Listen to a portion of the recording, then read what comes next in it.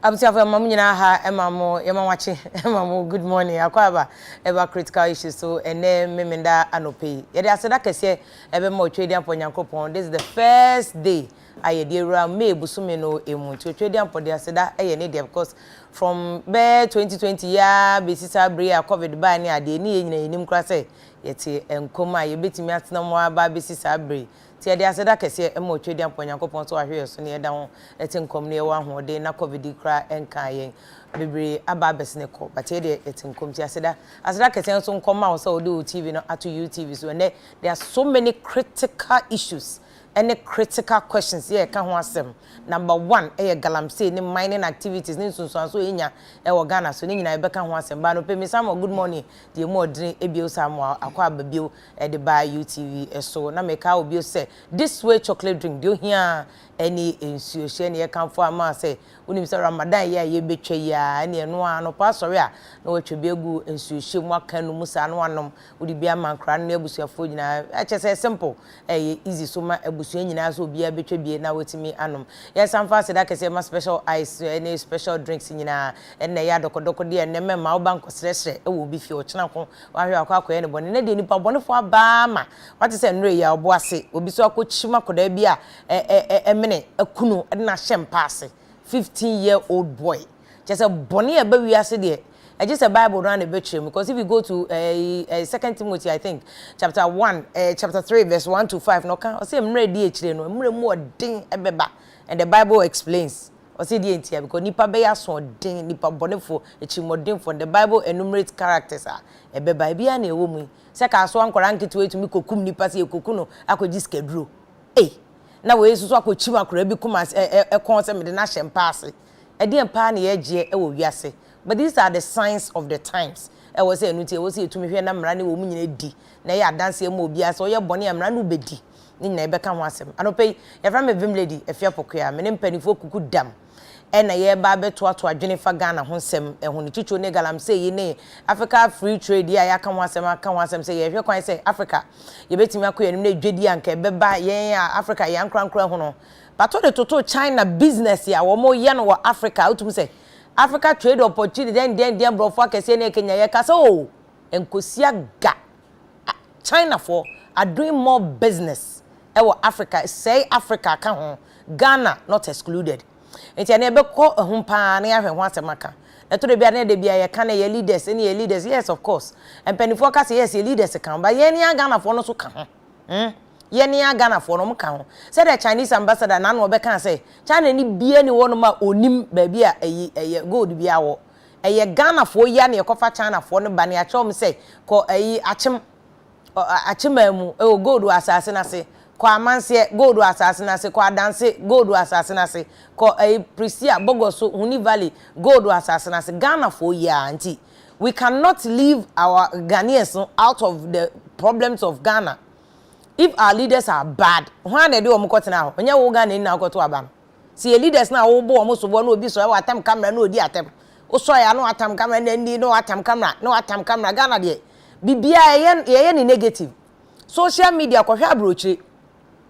Ghana wa broche for na wo de omo ye example na broche na ne we de na ye nton ade o ka akwa ho na broche. Why na di ne man ko si tete kwashi. Why na de oniema no kosi Accra Central waje ka akwan na boso a traffic aba no why nanado anamahama. We are part of this nation's problems, and if you are solve it you are part of the problem, including electing bad leaders now who complaining no you can complain and insult o de opa ko for YouTube we be dear attempt to that kingdom come Ghana will not change because oh the na woman you don't want to admit say who can now we are leaders and Ghana e free say me say Rollins crab ba Ghana etam tuo ye bonko fotuo mo ye corrupt mo ye hwan mo ye hwan egusi say corruption no ayeye nen e chen wo mo Rollins bo mutuo no sika ye wi aye di no abroni be ye de Ghana no e chen wo mo Rollins be bo mutuo no. So who are the problems of this nation?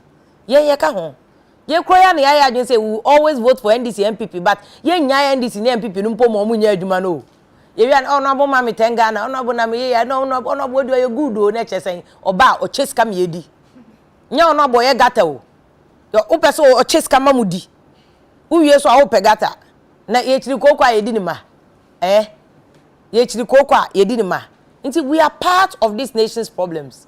Now, this week issues be aba, including this issue as some Jonah Kokan, you know. And I make us say, Ghana, you have problem near the Nina Koshi leaders, you can't home. And I make my example, so Kwabroach any other places, even some of the African countries. Who said they go for use social media, need to YouTube, no many idea they bois. I'm more my will be a way, will be a invention, will be a say, will be what will be a say. Ghana, the idea say about a grand Danny or Bofone, I hear he ye dear tema here he and so who no concern ye pe. Pacho, Manusha Sumna so. It's just for want of a better example. Ma when kotam kama no ndi obi go 4K wan ense hunu ma yenka gata yenka ensuo ne ya yebeka galam say ene said the oman Ghana betimi afa ne toma pefra enuma beba boys and girls benya ensuo anom won benya adwuma ye ene ye ka say galam say nti ensuo ni o memeta ma metie ensuo ni wono be boso me de ho ni ensuo ni ho nti mi baby am work kwade na no isi Ghana water beka so ye beto kanam so o mde ye kire me be say de ho ni from last year me to ensuo dada nti nya hwe mateme ho ase don't worry, don't give me the water me ameto me tanka kane okodum na yekoka. And this brings me to the issue of culture of silence. This week one was said en go for tribal area Sam Jonah, and so ye kan ka Ghana Sam Jonah o kan penifo akese na Sam Jonah na mo ye ni say no na doctor for isapon any doctor say Kwame despite wo munim na so wo ko kan Ghana asem so na Ghana ye nye ni say na ga ubon say the NDC ni MPP full soldiers mo bedi o matem MPP full soldiers most importantly omo say MPP for na ti akonwa so ti Sam Jonah akoka say woni ni nya adwen oh express your own opinion oh Sam Jonah we di anka achia we di anka say we di anka na wo na obeye adien e na hwe oluma onwe ho na ye di natem. We will never get good leaders in this country, I'm telling you, if we insult people like that. Professor Ade be kan Ghana asem ani ye di natem so tumfo be kan bia na say to baby ye be kan oche hene be kan na no ni atwa abo no ye nya good leaders o me say tutu kwan na ko UN no ne ade ko Ghana for mu ye adwuma kese o say na ntie o Ghana for wo say am wonim die mo ne bi abrofu kra consult mo no mo de aye adwuma o say ade na mo Ghana na me boss Ghana mpacho o free a doctor o free lawyer o say oni pani o betena program so na nka o de onim de on so kire o say de bi memba adan ya o say NDC ne MPP Ghana for full soldiers o mbedi watem ye de anu chankofo ama nobody wants to serve Ghana into ye ABC muanie we will get NDC ni MPP asia no no omo ye say ya we ba scratch your back scratch my back says ana moka mba we ba sa na galam say yetia yes culture of silence nia me ko to me Facebook say dum so ye dum mekania MPP full so ye di matem 1 week straight up 1 week ni e di matem as if say me dum mekania make us say me ma fix inventor just say ma catch mo say me nka dum so ho asem biem ensuo me nka edum mekania nya hwe maka ma no atum ye di matem na mimpo me nyo bia Sam Jonah kra edi na dem na me Sam Jonah until you get people who are intellectuals who want to serve Ghana but they won't serve Ghana because of the attempt na mudi omo no empenifo ka say you omo betina studio ha bra ye bra ansa na ye nyu omo to come here. Nobody wants to talk or any MP so na honorable ma studio me make us so that make constituency oma they don't see why they should come obekasa no che na adwene kwa na one ne nya adwene na nkola nketen mo atwoma no te say anopheles mosquitoes usi ebe di watem obi tumi di obi atem ama na yire kwa tumi friend say wasem na yekan really do they know you? But this is where we have come to yeka culture of silence na enye time President Rawlings time okoka na achiwu no I said the Nikoku Bakone Haruna Tanum Kotu Mu was a home no. Now the culture of silence has migrated to another form where they shut you up and insult you. That is the culture of silence we are talking about. That is the culture of silence. The culture of silence where people are insulted to keep mute. As a would own attacks. As all the Ghana rose on Namso. Okoka Kwanya Sem Ebedu atem. Ensure Ebedu atem. Galamse Asem Ebedu atem. Into the Yanka. As you know, Ghana Hana President Kufo.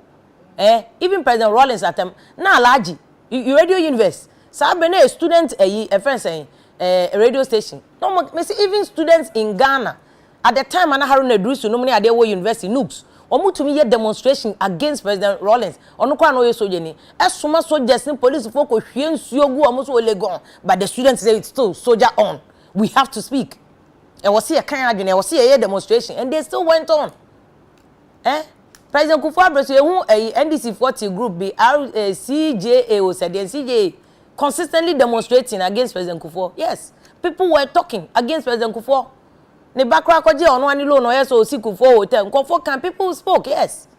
Yeah, President President Mills ba see people were talking. President Mills kwa command speech kwa na no confirm ye ka community. Ye twa anwom ma no see ehun. Wo yo me asem ba ye twa anwom ma wo yo me ye hu. And nobody said anything. But enne ko kan ye be so mwa no. Nti ye be kakra ye media for nyina kra will not talk again. Yeah, the NDC better and the MPP are better say can say hey thank you. Can say thank you and we will keep quiet. It's up to us. Say Ghana be ye na Ghana be enye yo. Egu ye na etiri so. Say ya penisa ya fanisa. And let me take you back to Galamsey issue. The President Kufuor His Excellency yesterday wa uye ni monyamfo. Enye nne na usi mu. Nye nne na start politics. Be bold. Galamsey no be fight here. Be bold. Enye brofo. Be bold. Beyond brofo na okay can be bold. President Kufuor. Ye nyina ye tawachi. If you will fight the Galamsey, be bold. Na nye krokro de John say oh fight it. But na MPP executives be share ye Galamsey. That one is not fighting Galamsey o. Yet kromo ye ni MPP for executives be omo ye Galamsey. Excavators ira ye kodi he. See enim. Is the president not aware or his minister is not aware? Say Galamsey excavators be kodi baby. Have we seen the excavators? Excavators ira into vacuum. Maybe we seen it. Ama ye hu say somebody should give us the excavators. Say the Abuja Poko appointment committee anymore kind. So excavators and there's misconception. Bring the excavators and let us see. Bring the excavators. Bring the excavators. Nye hu say excavators ni. Inti Yesrewa present. Be bold. Nya kukudro jina una so say Ghana for be say 30 million. We are behind you. Na enye Ghana for nya atwom ni bi. Na Ghana for no president no I sympathize with the president pa na sempo ye mmobo ko Ghana for cry na president fight the Galamsey omo na ehye akire.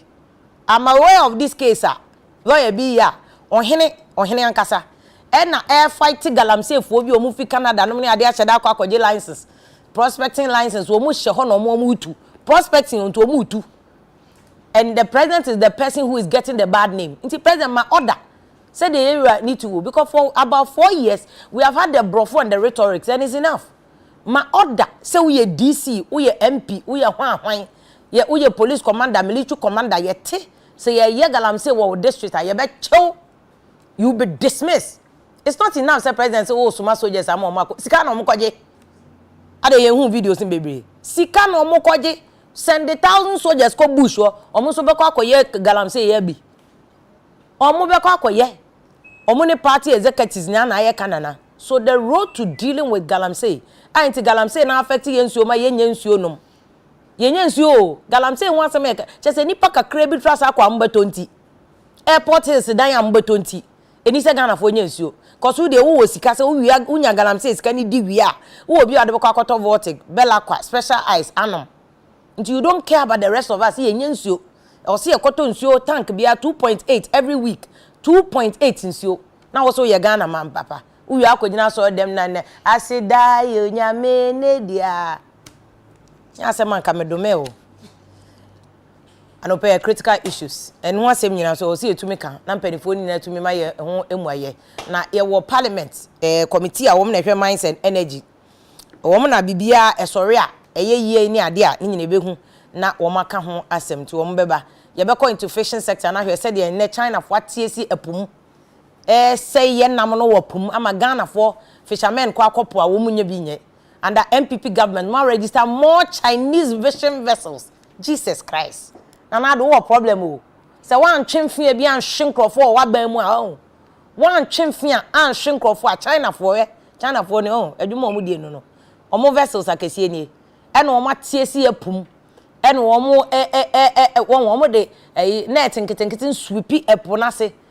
enam nketenkete nya na omache omo wi anam na wu no na omo hwie gu aponim wa hwie gu aponim enti fishermen na ye Ghana fo na omo kuta canoe a omo na ye surface fishing no e wo so no mbekọ aponim no omo nya nam ba akokra emfishi omo nya nam ba akokra emfishi na we fantini beka de ye de kopo a ye yina ma na we nyina ya asema ye be so ye kan nwumre ya anope na ye de issues nyina egu onom se de ba ye betumi ate ye ho ase ne ho enkomo ne se de ekoso na anope ye ne honorable Alfred Obin Boatin ayo penikesi ananka ono wo boss sese ono na member of the Mines and Energy Committee ewo parliament so na ne lawyer Kwame Kwesi enso betwetwe enkomo no so ye lawyer ni nkesi a wato no boa ye mining ho adwuma ne ade a was some very strong words for the president. Say president jai say ye bobo udin no na wonya galamsey nti be bold na sack nkofo sack omo okwa santimantem na se party executive bi wo no mo ye galamsey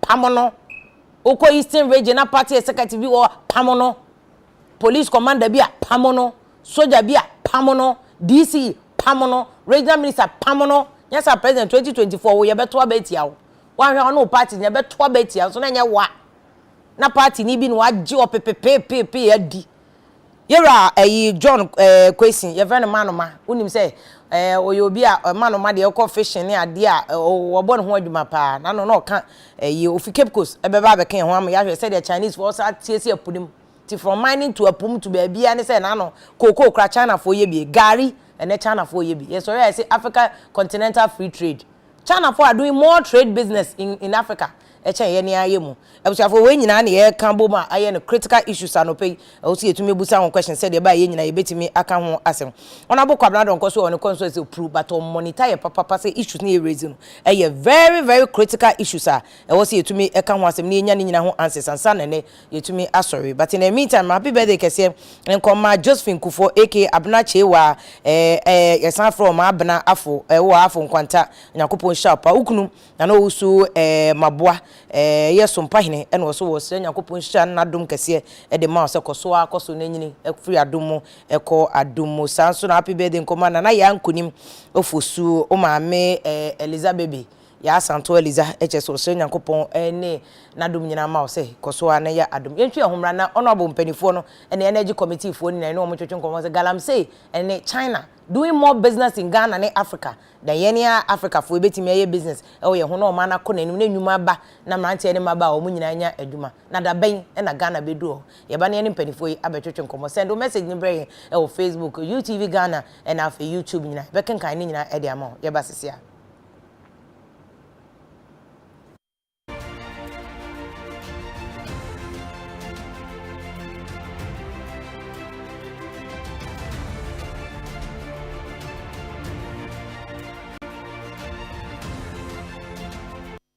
Hey, stop!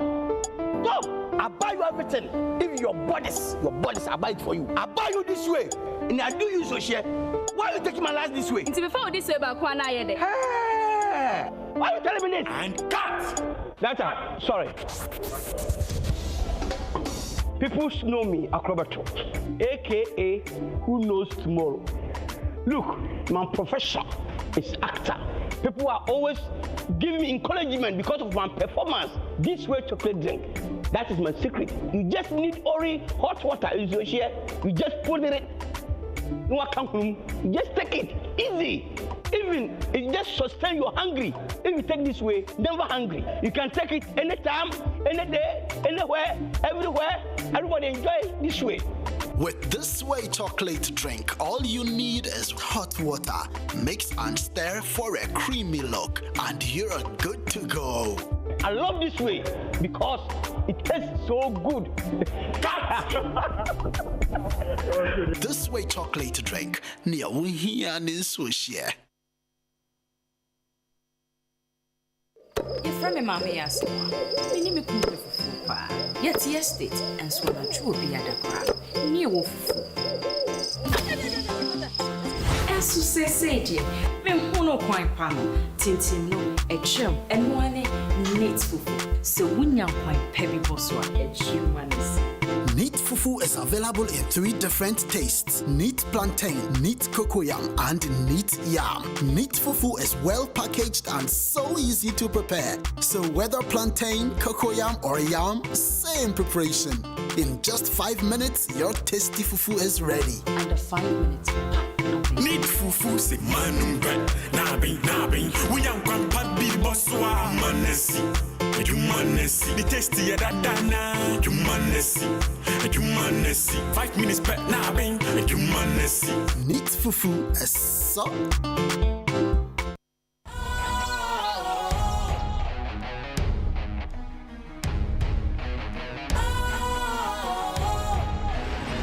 What's cool, fresh and trendy with a new look? Makes you feel real good, that refreshing vibe. Satisfies you right just the way you like. Do you know? Do you know? Do you know?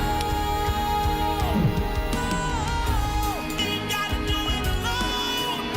Specialized makes you glow. Anytime, anywhere. Specialized feel different. Always think specialized. Special ice, natural mineral water. Feel different. Hey, that's my girl. Daddy, Yes. please can you help me with my homework? No problem. Go on, okay? What is your favorite food? My favorite food? Yes. Aprepensa with koto, aka club, momone, smiling fish, and a kobe, and a bekwaya adia chiso. Okay. How do you prepare it? How do you prepare it? Preparing. Just for part, the question be a mabuta colado milk. Cancel it and make it this way. Cancel it. This way chocolate drink. You ain't getting this here. You need to prepare it. You can take it anytime, every day, everywhere. Just one girl. This way chocolate drink. Near we here.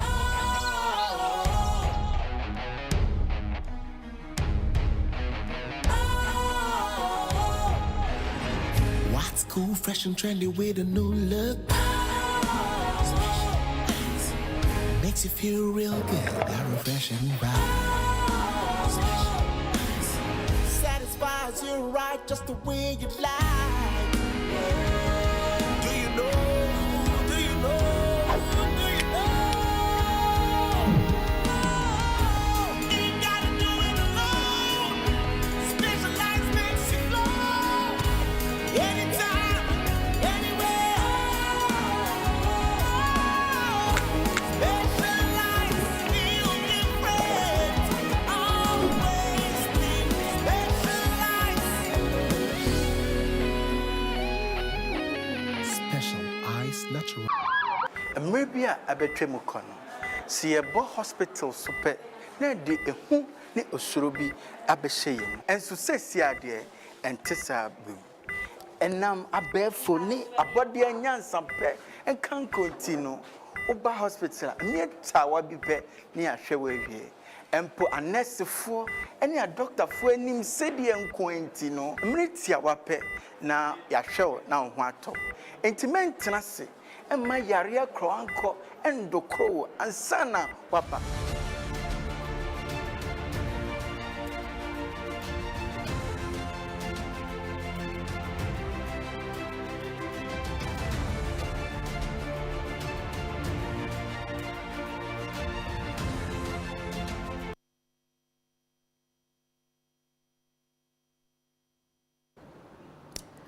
Absia for some makwaba bi o pay e critical issues so live e UTV e Ship House Abeka Junction and e fa aseda kese ne nchia magana adwumayfo nyina sense ne e media die dey so wiase afona nyina e ka adwumayfo emmoa ene mo modern boy boa mo man bia wotumi ejina ne na so ye kan nya aban adwumayfo nko a ye ma menmo ene ye nuano mo tonton ne ma wo e rolling circle dwomnom ne ade generally ka kwan honom ne ade wo nyina ka ho ena emma adwumayfo da no edi emu wo nyina workers unfortunately no sankofo nyina ye tua social security omonye bosume ya ketu bia omonko leave o omoni leave allowance bia o na these are the issues that bia wo se ka ho asem but ena make us Ghana for we ye kofa be topic kura koka omuntie omuyia omotwa omo asan be blame media for you are not talking about this ye nka we hu asem and so you cancel up also at untie ya fa sida kase ma opening kase lawyer Kwame question lawyer Penny a obeboa ye ne lawyer no pe ye mo akwaba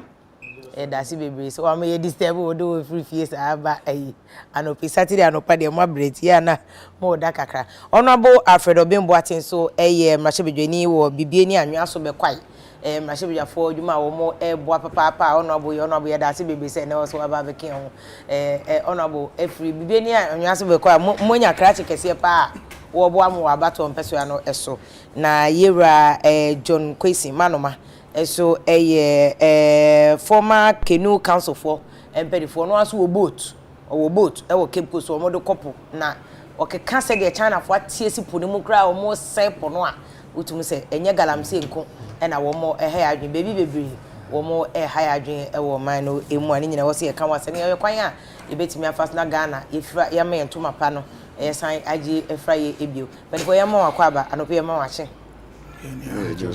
make sure say na yakoye Mayday ya making nchi asembe na de be magane dumafo a dodo no aye penye condition salary enye bebre enye snit wo ma eje snit ko aduma mpedifo ntua eni ade den sese mo atototo ne mamu parliament na no wo de kire mu say NDC ne MPP nyina approve o petrol de ne NDC ne MPP nyina approve wakasi ebetua enso ene Mayday de nchi na de be me mini aba em say me da si bebre ti ene Mayday adwumayefo a mo organ nyina chia mo sign bomb abaso the whole year mo ya adwuma sa some of you kra nya kwan ko leave bebre na nya kwan an ko leave ni bi said na mini aba okan ya na me sign an na room 2 me constituency bibie ni ahwe aso be kwai workers nyina mo ya adwuma mining sector o mo ya adwuma wo private sector mo edwamu ye maamenum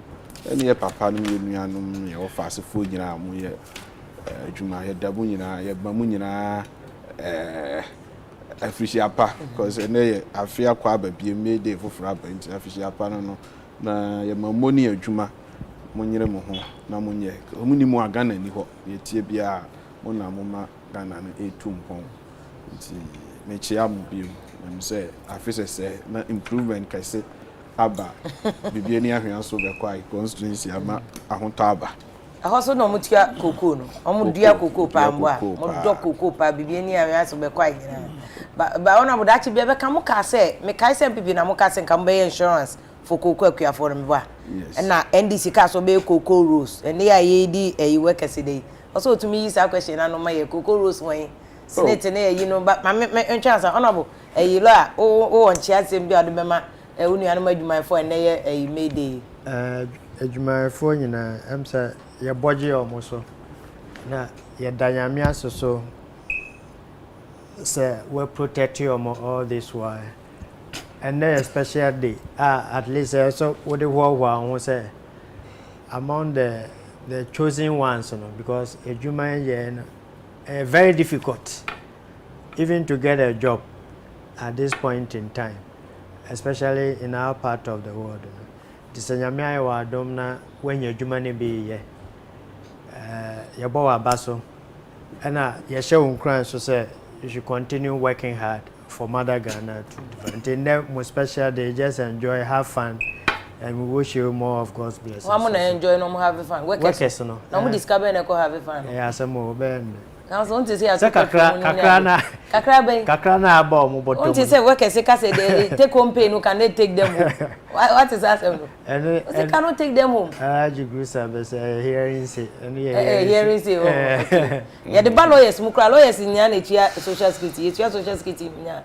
Bar association ma order be say practice rules no yen social security ma all lawyers nya there na. Come here where say lawyers be on ma. Chuchu no lawyers in Kuma no.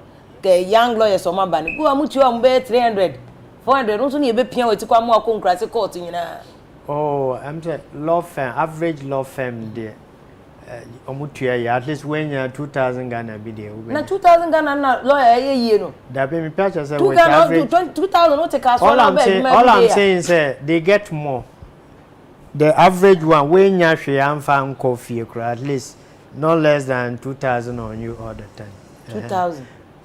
No, they pay more. Me just say they pay more than that. But who can say young lawyers are or bani way. So we have established law firms, but a bit more almost struggle. Okay. Law firm say they are privately owned. And you are buying there. I buying there at least almost take 10,000 and above. Are you getting it?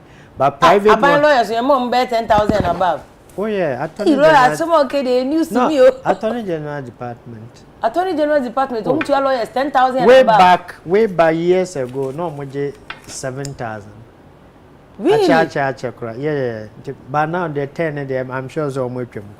I'm not sure about it, but I was aware. It depends on the rank, you know. They also ranking. But even junior staff at the time, you know, years ago, now they were not below 7,000. I see. Yo. Now yes, you uko law school. Ya koto book back 2.5 and 3 million, 4 million, 5 million. Now you law school. Now say your amount say the okay say 2,000 Ghana cedis here. What take us one now? Be you ma cry every day. So now okay. So we then you have to work hard. And they say we me when anyone working hard now. We call law firm pocho. They don't have so near one normal so they be amount. But if you work hard, one case in Kwa bet me be 100,000 Ghana cedis, 50,000 Ghana cedis, and you bet me keep you for some months. And that should be a better assassin with Sonia Babekapa. Honorable now, Nambusa Cocoa Rose near there for workers because a queer for no Monsieur Ghana workers. Although Monye a cratch for new money be. Moka NDC can Cocoa Rose, young who the ABC, and some money upon Edina Coty. And a momoka some way insurance, a man cocoa queer for what is saying. Oh, insurance, sure, say Cocoa board for start say. Yeah, it was December, in November, so almost.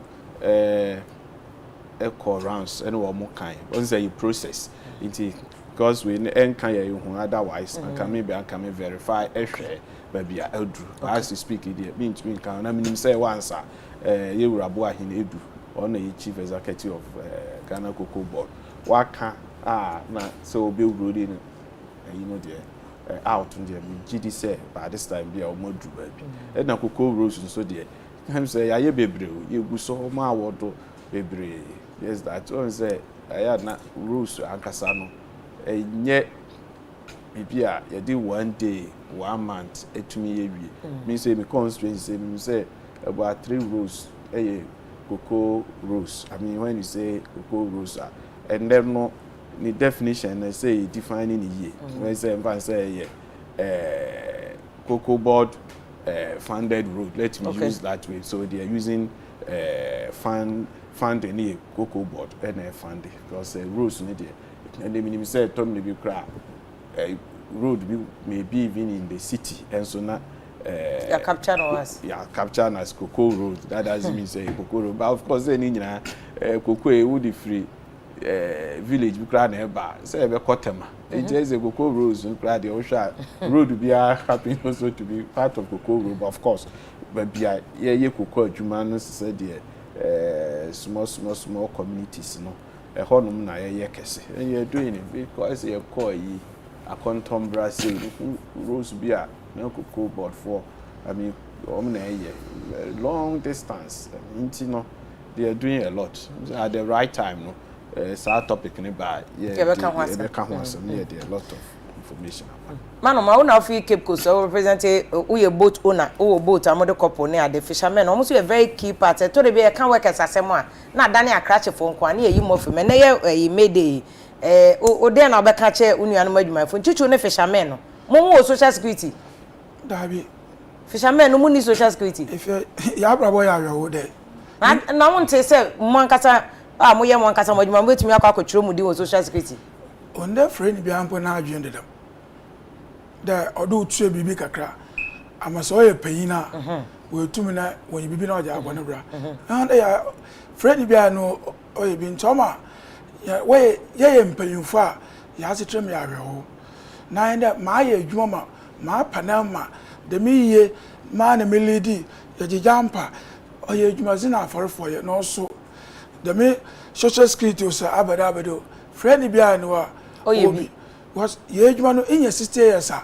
Now I'm more than a form. Into me yet, a human then. That time you now more than a cabade, or the more formal walk of Venice when you cry. As you was a connect, you cry. Not to energy to Adama Titi a fishermen na wo Ghana ha mu dey. Mo wo kopo no wonya nam na de wonya sika kaka wo dey ye den. If you Wodi. And I'm somebody this is an oil tete. If you are in a salmon day, last time no work a galamsey some. If you are galamsey, ne papa no open. Galamsey record open. Messi ne papa no open. The China if we are ne papa no open no. Where the new papa? Wait. Yababo ba mpede ehwe ende ye made ni yepede ye di opening comments about abade na beka about conditions of service and asetena fishermen wo wom. And a proposal be adwin bi wo botum da abade abane ye dey oyende ya and ye force there every fisherman bi asese wo dey nya social space ya ibi obotum wo abo ana bibi dem chede won gi pay ye nyi pay wala we adwuma akon ni nya bia na wo gi bi atu oka se nya bi da ifie ina bia obadakom enya bi da empty ifie ina obadakom wona bo atu oka pension pay bia ani social security bia ani nti adwuma ne de ifia na na ye so papa menyoro kase marba ya na mafafre on ko ina waso wona mdo wenya hwe na nya hwe ana bosuma ahwe waase tremeted nti onya nti na sa mofo mpo in my father do ya say bosuma na numu ahe de ya na lo nde de mo na abofo no oluko school mpo umisa no wansi dimpo ndo ko mamini bu putin na afo no oluko school skasi no sabe ka bra ba ta na wa wo ne ban onya ne pede obi wono wo baka de on fo ma ne ban onko ebi no na wa akoko patasi origin frama a big problem. No, the workers issue no nye formal sector no koten akrache for one day informal sector na fishermen put in American day wa waton ade wo gom na ade no so another level altogether but yembra galamsey ye bo push na aba fishing to the American no there's bigger galamsey even in the sea China for ye djuma wo ba honorable na ye chair wo kam committee no mines and energy committee galamsey ya president Kufuado kan ho brofo will fight it. I'm willing to sacrifice my day and then na besia 4 years ni honorable muntu means enya ade no emma kakra mo ye hu se ensuo no bia ni titi se bremu num ni ade pray ni ade afede ateche adane ateche mo ye really committed some be solve galamsey problem no yes akuya em say ni nipa first of all nipa se ope se uye bibia wo commitment no ehu hia se because wo hu se galamsey ni president ma mini kan enchia no pay na ono no ehu se oma ye jai galamsey na nkasa no eye fight bia enough but watumi agina se ono de irrespective of the consequences no or you're ready to fight the galamsey. Yeah, started almost 4 years in here. You failure. You see, say you started and can be about this time. In Sucra, no can try. Will be a new crowd. No, ain't yes, you know, I admit to say into me every year. But you started free baby. Yeah, the strategy first. Any of this starting one strategy. You who say it was not really working properly. It has interministerial committee. Na no ma bi nkoye ye science sano energy ho no sorry a friend saying mines and natural resources ministry also the very young energetic gentleman odi no akoto ano o hwe ono nso a oba ye ni plans are really out ni nyina eno so also omo ye press conference kakra press briefing o ma detail kakra eno one way a me chidi say ebeboa because say no omo our forming committee into war constituency na saade no ekoso na enya you call the number ofra ombe sending of amomo abaho because me as a member of parliament he say complaints amanya wo me constituency na ahemfuni bi frame me say nkrofo bi aba abehye particularly your pro bi so efra ho manse forest reserve no akwa bi akwashem o se okura ya man licenses so say prospecting licenses ya the mo bi around there so if is any knowledge about it no there no hunu enti e no say no ya can as a member of parliament okura no so no do you have the capacity to support them. But and then with my colleague somewhere Jinapo IAC, I can quickly call the colleague now down. That is Benito. Say man say forest. I could be akwa sheho. Eno say to me sremo mo hwe na munye. Quickly my friend ahimfo enra kra ahimfo no efre me. Abusua panyini it happen go say ehọ no. That is part of me crown. Oh, okay. Me my side ehọ na efri enti no. Omo de hye no me nti e ma bibia ya na o ma frem.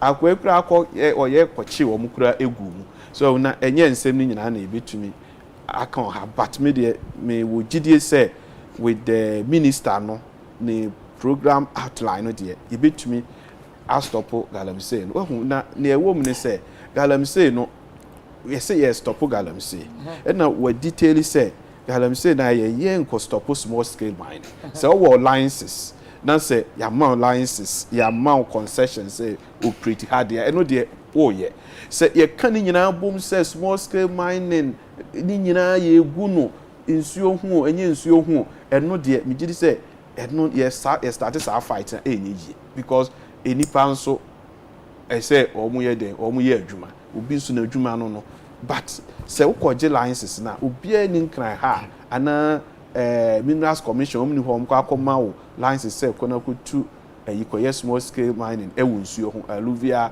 mining yeah mouse licenses no and na forest reserves yeah mouse licenses to go and do small scale mining there it means that oba ye mbe hwe map no hu say we had a main nsuo inti ebe mouse licenses to go and do there na emomo bi obeje licenses ni wie say okoho na omo adi market ama na eni nsuo ho a the impact no enye great no na so no awia no ho no cause you one. That means that the person is doing galamsey. Because yeah, the difference between small scale mining, large scale mining, and whatever we are calling it galamsey, no. And he said the galamsey one illegal mining activities. And no illegal no so they operate indiscriminately. It is you mukra na okwa forest reserve mukra na okwa akoye no.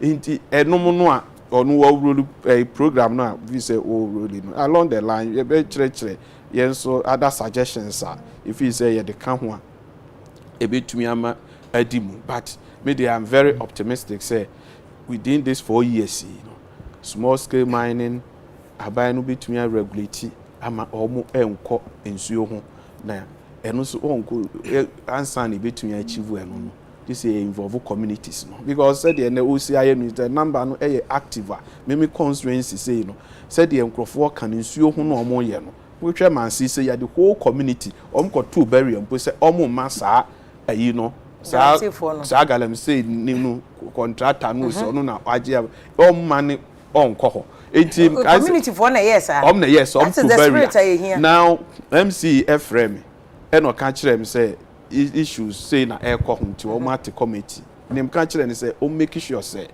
o mu enko fasa ni paba ko ni interest e many supersede the interest of the masses na wo ho no because odi bibia ato nchen ya e say otumi ewe na balance enti enu say no mate sakwa no me kra me kwa me invite no my office enam ka kire so on fan lines o ma me hwe me hu say fake no no me bi nam ka kire so at the right time no me hear me investigation me send it eba eco forestry commission omo and verify me sign every energy mines also ministry so say so omo verify me but God being so good no cry no and the minister said yeah publish it omo ya more prospecting license okay nti and the amount prospecting license and crime say publish it I'm told say prospecting no cry omo nyai.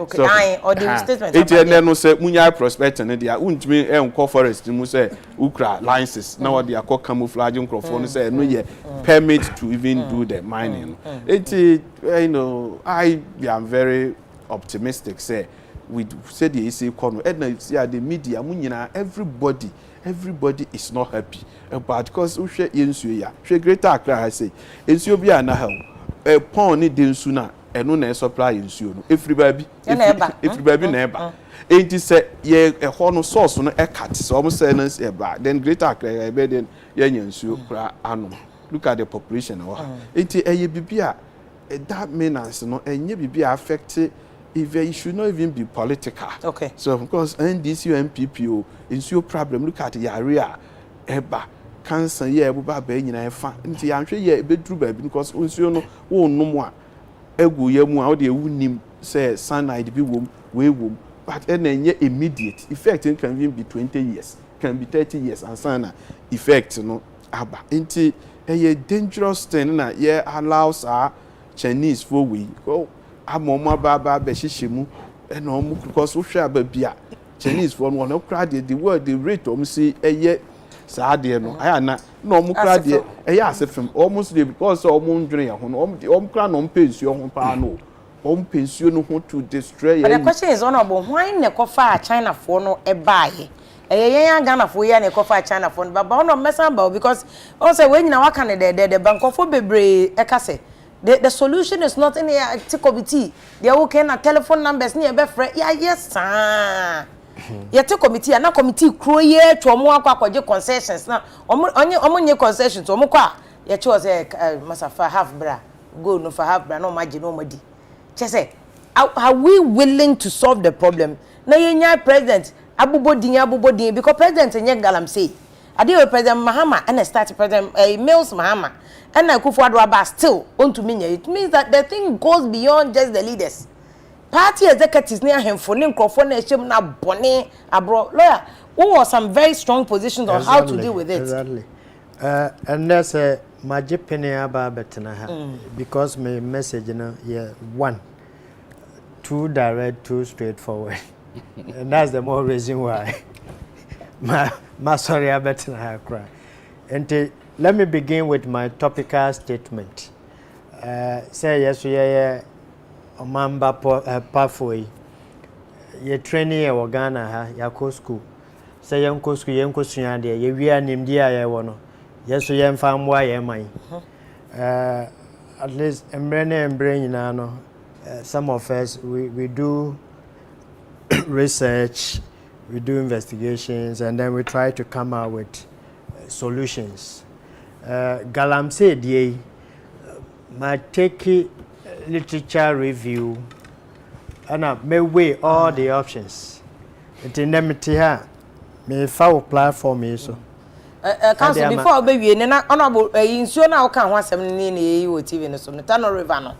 And obi a divert and na nkola ni dware wo mu no kromo nyina no ana obi a di dware omonnom omudi si no ma ne ade hwe and na nipa kro na divert and o de ye galamsey nti be 5 years nsuo bewe nkra ni nya ba bi ombe dware ombe no nsuo na no mu mo and ye nyina yetia wo and na wo ka say matro letter na numbers ni ade whether the numbers will save this river or not and so another issue council pacho to our point yeah. Solution it looks very simple and simplistic. To one shot, you might not know the importance of it. And no necessarily, you have tried all the options over the years. President, we call another one about Omuna make effort. I'm saying from JJ time and I almost started say Galamsey issues, almost try to rectify. But I feel the baby I do the MPN so. As shown on the television, is that the situation that we want? You see? And baby, I don't know. Say, I'm not careful as on my now will be affected. You see? Because for so long a time, every day, oh, sorry, and insurance and say, next week, the same thing. Because the source, the cost is still there. And you are not muti, and no use in processing this. So long as Galamsey continues, yeah, in water situation, this is what is going to be. Now, solution is very simple. You blame the president of the day. It used to be JM. Is your no niho? On an ye blame no. At the moment, no, Nanado no. On an the ministers. And then in paying for cabinet for. What can almost say a buying paying for a chassis? What can almost in paying for a chassis? In paying for no wine. ye blame ya ma yetumi mpo kase nana rekura she galamsey nasi ono asukura ye galamsey bi as to whether it's true or not we can't prove it but discussions be brain na ekoso no who can yes ministers ni bi ye bi party paying for ye bi we but ye need evidence no ewo ho but that's what they are saying now the fight become very difficult because the very people are expecting to solve problem no omo na okoba is in cycle yes almost come are you getting the point the solution is say sisi abe clear say nanado nka ho nanado nye galamsey we don't know mom there that be me kind on authority say nanado president on kan galamsey no president kan galamsey no okay nti one e ka ho because Nia we shaking the home this week. The reason why I make us say president can want to say or say galamsey we tune home at the above for us or be fight galamsey. Now want to mean fight idea one kasa so yebi. At least we can publicly. And abuse or say at the expense of his presidency. Say galamsey be koso no enko be prefer mposo enko obe resign and obe yentunim feso which means why serious about galamsey but ye baby so say any ba say na 4 years ye betwemi when still e koso still e koso no eno na ya kwa ba ye mu say bia o try ordinary nyina kohye ni mpanyimfo no say ni ministers and police command military command the regional minister and so on and so forth. Say monhwe na monye. So oba no abema decree no oko. But as to whether ejuma no de asho omonsa no eno na omo ya na ne kwan so na omo fa so ya na ohu. Because ono wa kra ha. Ne ekoso wo ho no. Sabio president to me nkoso forest ho. No akọ enforce ono angasa orders anambra wa hyehye eto enti yen komra nyi na me ya analysis ni na no solution ne say enumenim ya yema president mbra out na ombe announce say fitine eko we minister we MP in that area. Area BIA galamsey. Yes, area BIA galamsey no. Say north or eastern region I mean nimse nka north cross on we be ho. Which means Ghana is here baby awareness na ba say this hu soya wo baby a na ye kwa kutu. Abeka krombe ba kra ebibiri ya dan nyina egu no dey to galamsey. Because Ghana ye free and go coast. And this is the craze and fast about the whole thing. And money is dangerous. Me we are because when we are no now kase president and kase hand. Maybe solution I will go there. But you see I mean focus on the solution. Until we are minister in this case me and my brother and my good friend Mr. Jinapo Samuel. So no a minister for lands and natural resources. Yes. And oko Western North, intensity no.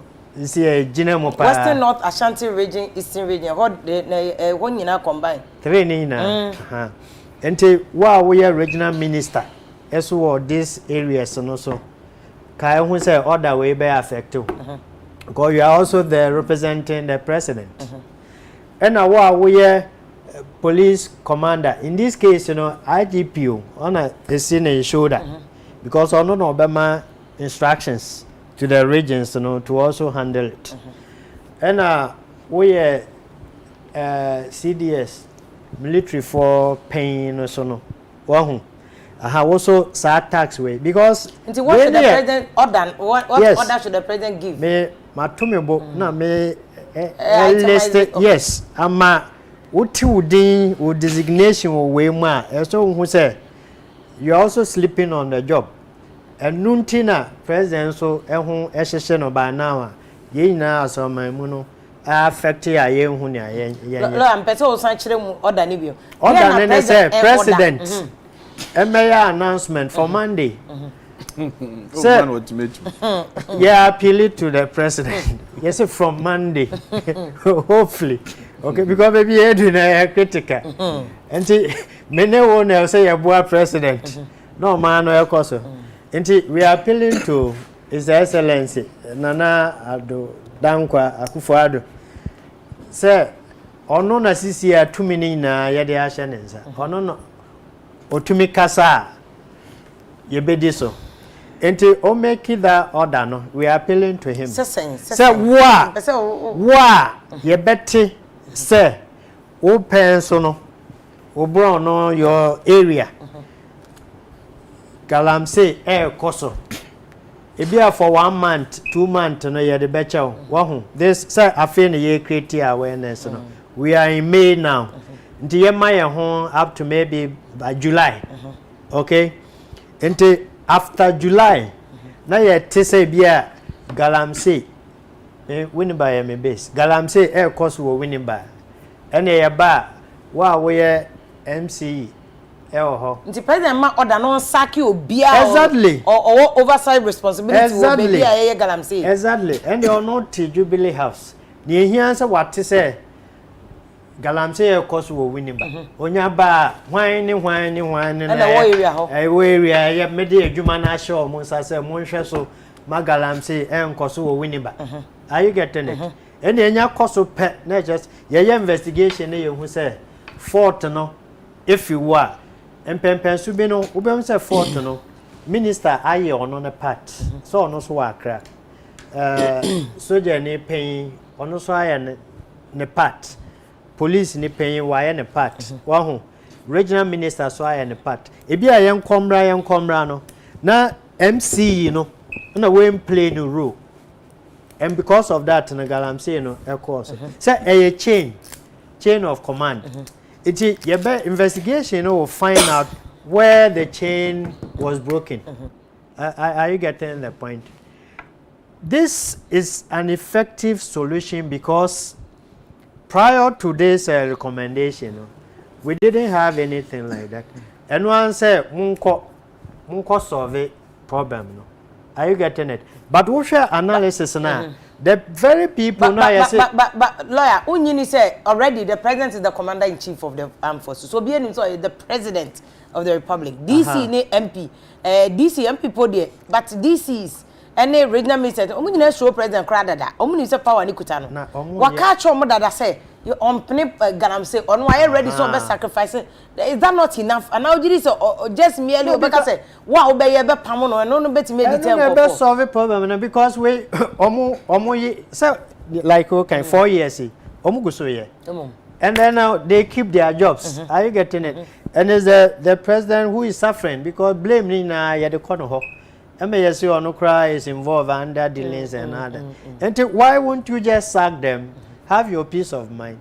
The next person will come and see whether or not you jumana. Okay. And nipa waso cry no. What they threaten they say massa matise Galamsey cost for own pencil. Me ma 2 months. But era niti wo kasa be anka prince. Ye more niti wo le you know. Minister of Defense be can say president am warning that he will not, in fact, in the war times, front will deal ruthlessly with anybody. I'll be Galamsey. They will deal with it. Is that not the same as? Ya can't or buy a chasina no kind. And on what the Vanguard for Vanguard, ruthlessly, na bino. But my point and I say, we are targeting the wrong people. Nipa no Galamsey, no, or no, they be a targeting. But ya also near can say, if you want to fuaso. Are you getting it? Are you saying Galamsey no? The MCs are not aware. The chiefs in those areas are not aware. But Obia nyane share in one way or the other. Exactly. A chain. And a soldier for no cry ya small mo. May say we investigating your researcher. You need to go there and then find out. Soldier for beko. 1 month back next go bottom no enye easy nti military ya deploy no will not solve the problem. No way no you see any braba. Are you getting it? Nti this particular action ye be take there and a final solution to the Galamsey. After this action I don't think there will be any galamsey. Are you sure? Oh yeah. So after this action. Ye ni abere pa. So just here wo ho say bebre ko. Dabi say ahyase na ye didi agro ante ye hu say ye nsuo ni nyina say. Social media ubie phone na obe hu say. Oh lawyer before our president Becca say I will deal with this. Ye na ye hu say na nsuo no say o. Na say and ye hu say ye start say ye na ye tekoda ye. And excavator started say yeah. Oh my money na president who say the whole country are you serious? Are you getting the point? And nothing here cause it's not just enough say Obeka so I've taxed you to go and handle this. We need action and the main action that will solve it say why the Jumana ma no when to me and yeah president here investigation no who say chain command chain no efi ebi a wo minute na efi ba wa enam so ma galamsey course no na ya sakel na ye de wadwuma ama obi foforo are you getting the point because ya anya ne sa na ye ka so munko supervise you don't know who to blame and so on and so forth na be lip service keke okay council lawyer mesan ba ho bi here so just na ye show o TV so a yakwa form we special ops operation ya chese mu odin pa we omunim ho hwe no answer obey before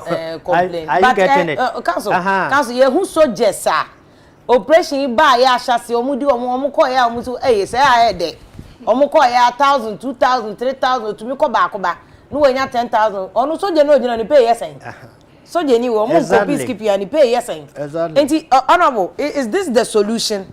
Not man of mama bodo is this the solution? Say this soldiers beko and I said the lawyer can say be ya ka president ma order o ye be any man all is the kind of brofo who born dog any man born of a woman ye chu DC MP ho ye be sack oh say one president into mean sack MP okay MP they on come ya to abama but DC and DC they okay we feel say like you said rightly said no say we a solution it's part of the solution. And not need the no can also a part of the solution. It's problems like this also a combination of several means and I say strategies. Now need the no can he's trying to come under ultimate responsibility rule na all can say we IGP na we say we drew a bruchira or more dear let me say omo a developer drew by be omo tino ma bi asena a sector minister kura bi si ne sector kura no to me on train was my resigning because I should have done it I should have prevented this no resigning a drew by be I mean IGP be who say country be a kan takura de guys here omo ejira yi say aka IGP ono obe resigning e bi kura interior minister would have resigned. Similar thing all can. So now the question I see say who say identity situation no e bi mo ayira so who and say rampant lorry accident e wo ye kwan so transport minister de ye nyi na di anon resign ye na e say obi de on kwhwe galamsey so na bia ono ama order no na mo kwa akoye no na bia omo akwa frakadam bi no omo ntumi achieve results na is one resign it is when you nyina ya gia tum say that ultimate responsibility no e be ya adwuma de a e de ne okan and already na effective into our system ni mu dada but say ka kwanshi aba transport minister de him proposal say or resign na say soldier for nko no mo nko chiche galamsey for na omo de omo ntumi ankochi na ekoso a yes say defense minister on resigning and I say CDS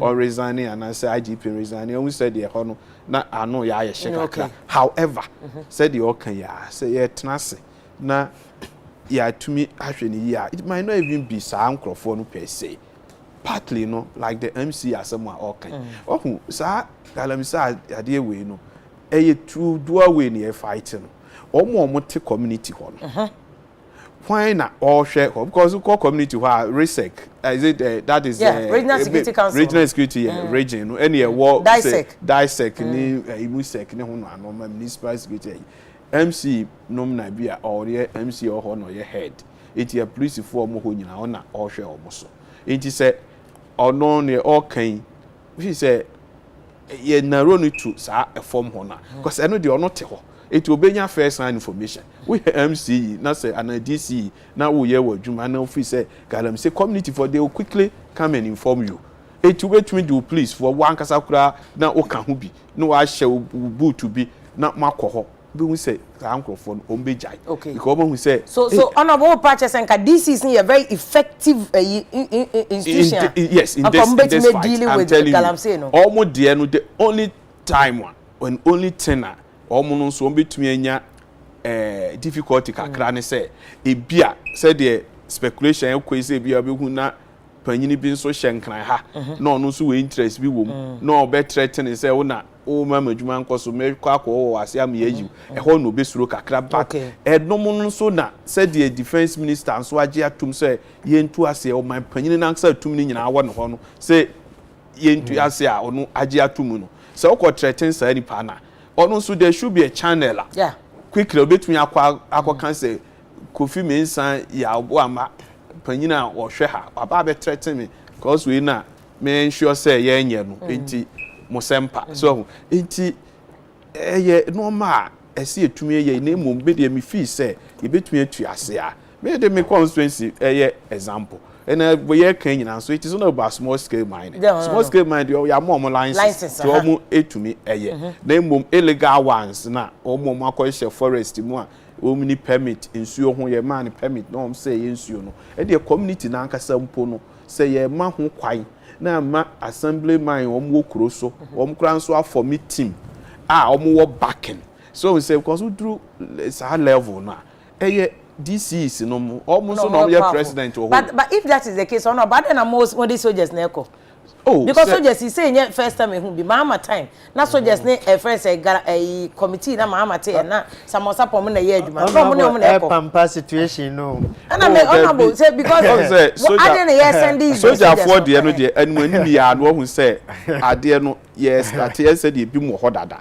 ye nko ne nko say no ma no so we say enti no yesɛ no asɛ oni bibia ho ya sesa excavators nkura firi ho na fendi ye de sa measures ya but these were the same methods that am use first one mo se sanko for de no mo first excavators na yira ya ye ko hu no mo MPP for bi mo dem no there were soldiers and police honorable excavators no MPP for ya MPP for mo one ye hu excavators MPP ni ben say MPP de eti ko ye office one na ko hu excavators anya MPP office but nipa kro no mo hu excavators one ho individual see some I am the mama ko boy MPP onye MPP ni ana oye MPP it is see no obi koye am robbery kan Ghana ho bi ato aba even yi si kura ato aba it be oto na ba ko no aden kura no mo hye ana mo hye no excavator oni etwaja agum na ya hye no seriously me was excavators you betimi dey amakuya for amamo planting for food and jobs mo dey aye be are some of us and I say aban no so o mo hye no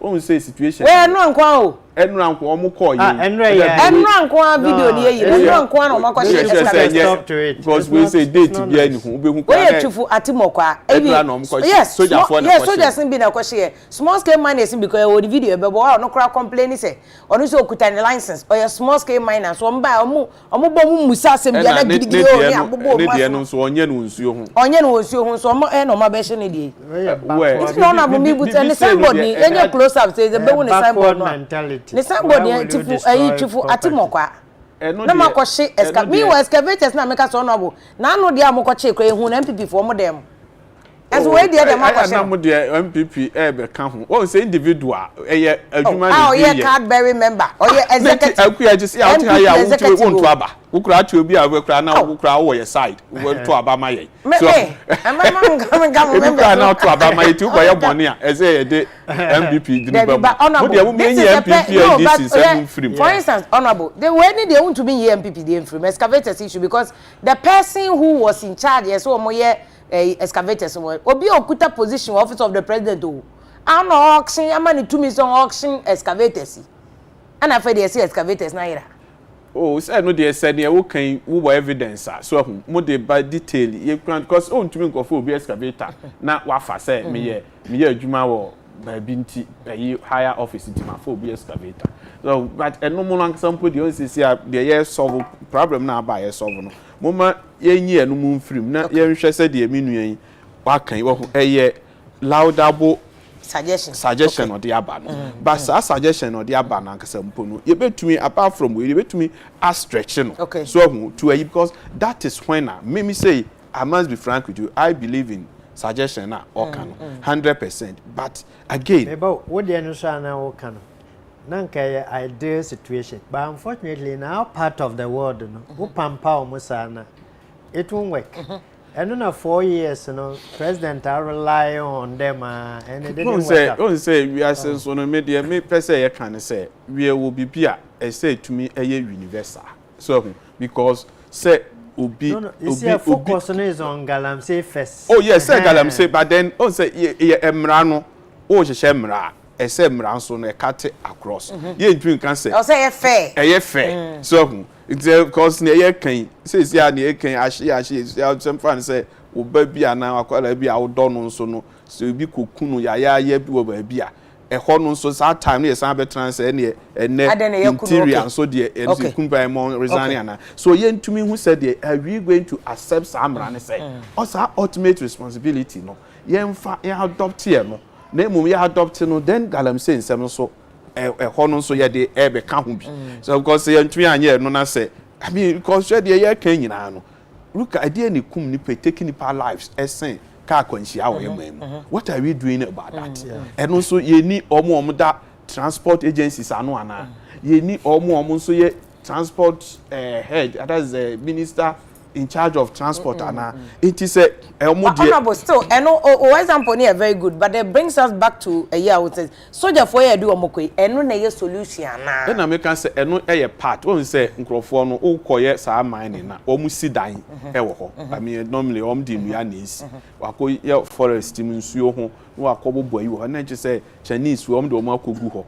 You know enti no soldier for no nko dismantle sa structures no. So in the first place we ye no a na nka mu wi a de ye wom de ka ho no say na nka mo ene ayi no district no DC and I say MC or ho any or security that's a district security ayi no unity no body no or mo share which the DC is the head. I mean, to some extent, if the member of parliament is around that, it can be part of that meeting. And that will solve the problem. Now, if you hand over more, say, omu yebu, omu yebu, yakwa ko sen mama. Enedie, ye de ashep monsa. Sengrofo is ekwo hobiem koyena. Mwanya ni ebabi mu a said ye ni okan na tim say na wo MC na your head wo ho no wo nye wadwuma yi ti ne oma ye de ye first a year ye ni kan ye nko dismantle structures no to even deter them say ye ni abre so but itself no nko say na omu wi a omu ntena ho omu ba na say follow up bi ani ho omu anfo omu chi enya nkrofo bi say omu monitor say nkrofo no enko back a omu twe omu san kwa kwesi dan no na omu ya ni say can they soldier for 200 no can they go to those communities every day? But and no comfort. But man, may sure that Galamsey has 7 follow pa. That's why you are even saying that in the sea, a punimno, there's even a bigger Galamsey. But Galamsey inti soldiers ni issue no.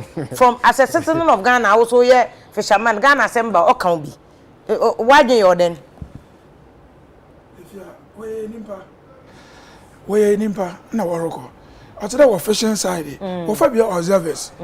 Na wonu gum observers when you bro phone no why a mistake na wa ko observers no o ko observers one wa fra broni china ni wo fom na onye na akasa onye na kasa oba ne bibi o de wajima no na wajam no aka na atu obi mpo akopo no ofi ontum na ahum nti obada wa sa 3 months obe ejuma e dey no na wajikanu aka fa na akom no you kwadade ne mo esipodi ambo ne mo we e mo tso we nipa nti soldiers nso ye nipa no we na we nipa to obaka kaje cash mese we nipa efia observers here okay was we na dam nke ade bia oye hu na woje mo no gina for so edwuma le kwa akaye wo mbodua eduogbo mposo wa kan tam wala wa abragbo elbo no da ade woje ma ato ane a murukwe Ghana na wanyima ato ano meeting so